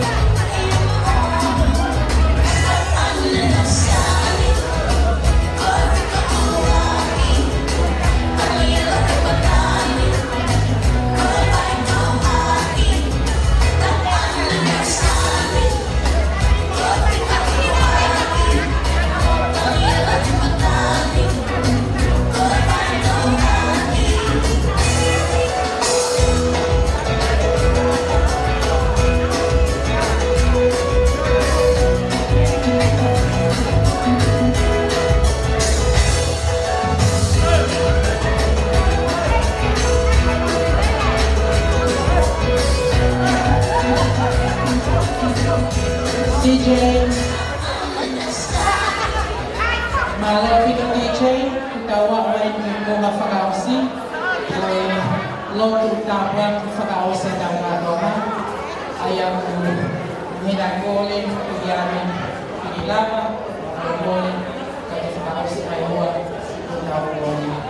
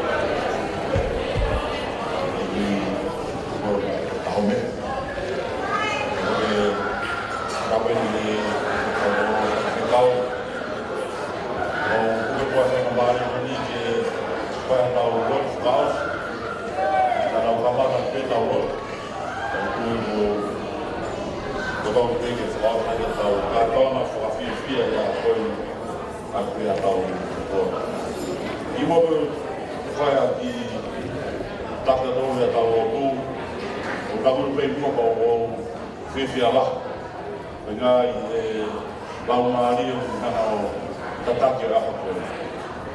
Wha mau i whainga maari o lawa o a po taranaa ko te koe tangata o aho. Rana e whawahe mai a tangata koe ni ai whainga taa ai na whiri ke wholau i te wakata. Kia teia te hefa tona whāmiri. Vili, o tui koe aho koe, mau whakamori ki mataha pega mo whāmiri ka me kāina to koe te.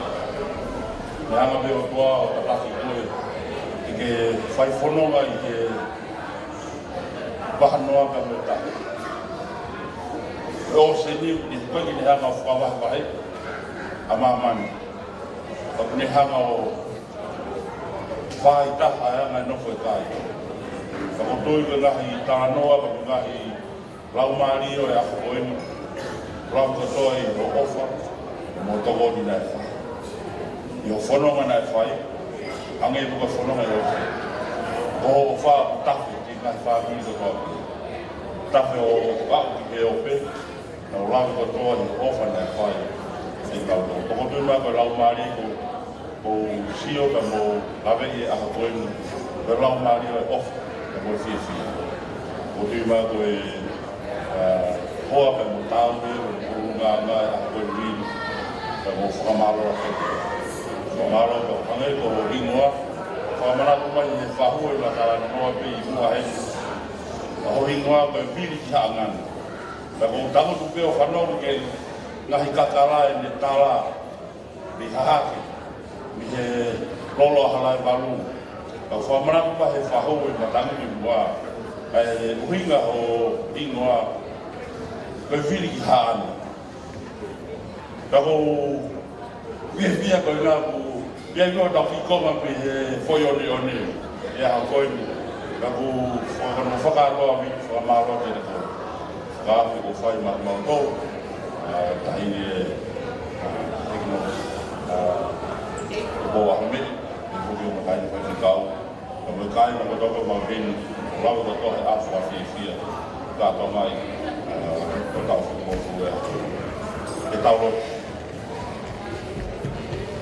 Ngewe koe apanaki nei kamata e koe aho koe ni.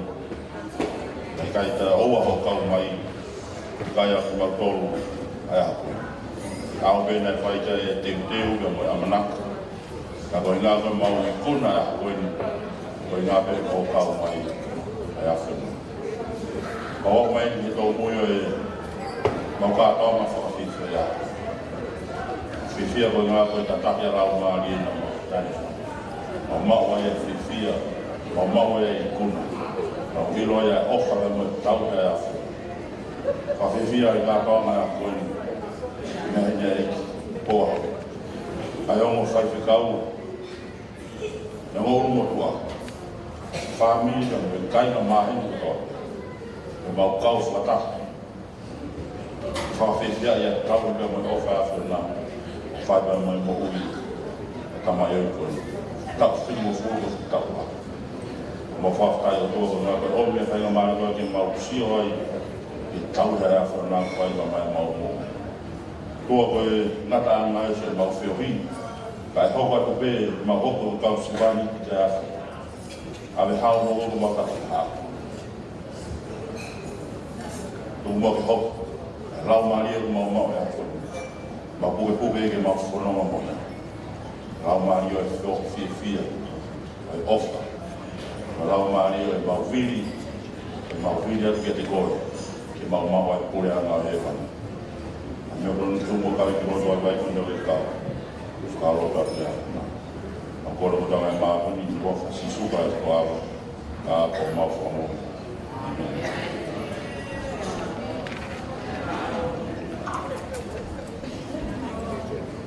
Malo pito whaikau hia, tako kohe kaka kupas kasi mai whaikau. O lotu tātua ki whakaosi o e kōni. Kaka ki koe ki koloa mōne ni ko wauhen. Koe ki o e motoka, na whaikai no ke nue la anō. Kai koe ape o ku whakahamai koe me telefoni o mōre, telefoni o ku takawhi kulo pula, koe iPhone. Whamore ka pau te te mao na telefone. Hani koe le whakahatu, telefoni, iPhone, ko hono tā kawhi, pe kono ka wā, o kulan kuro kura. Whakamore, whakawhiroaki mai ka pau koe te koe.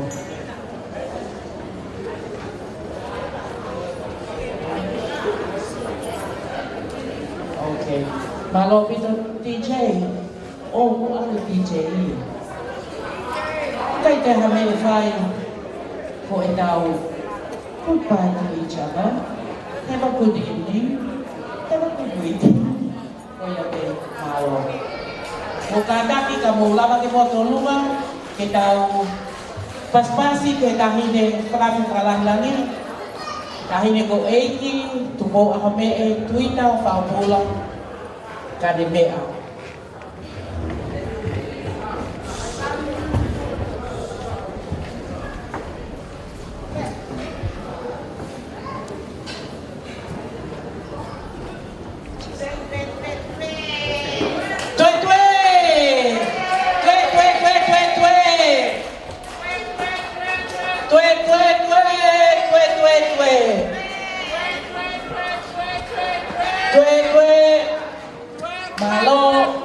Malo tahine ako po ame tuita whaupula.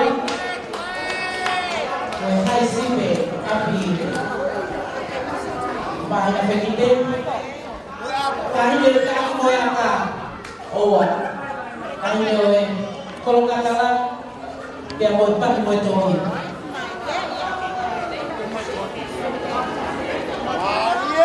Ya.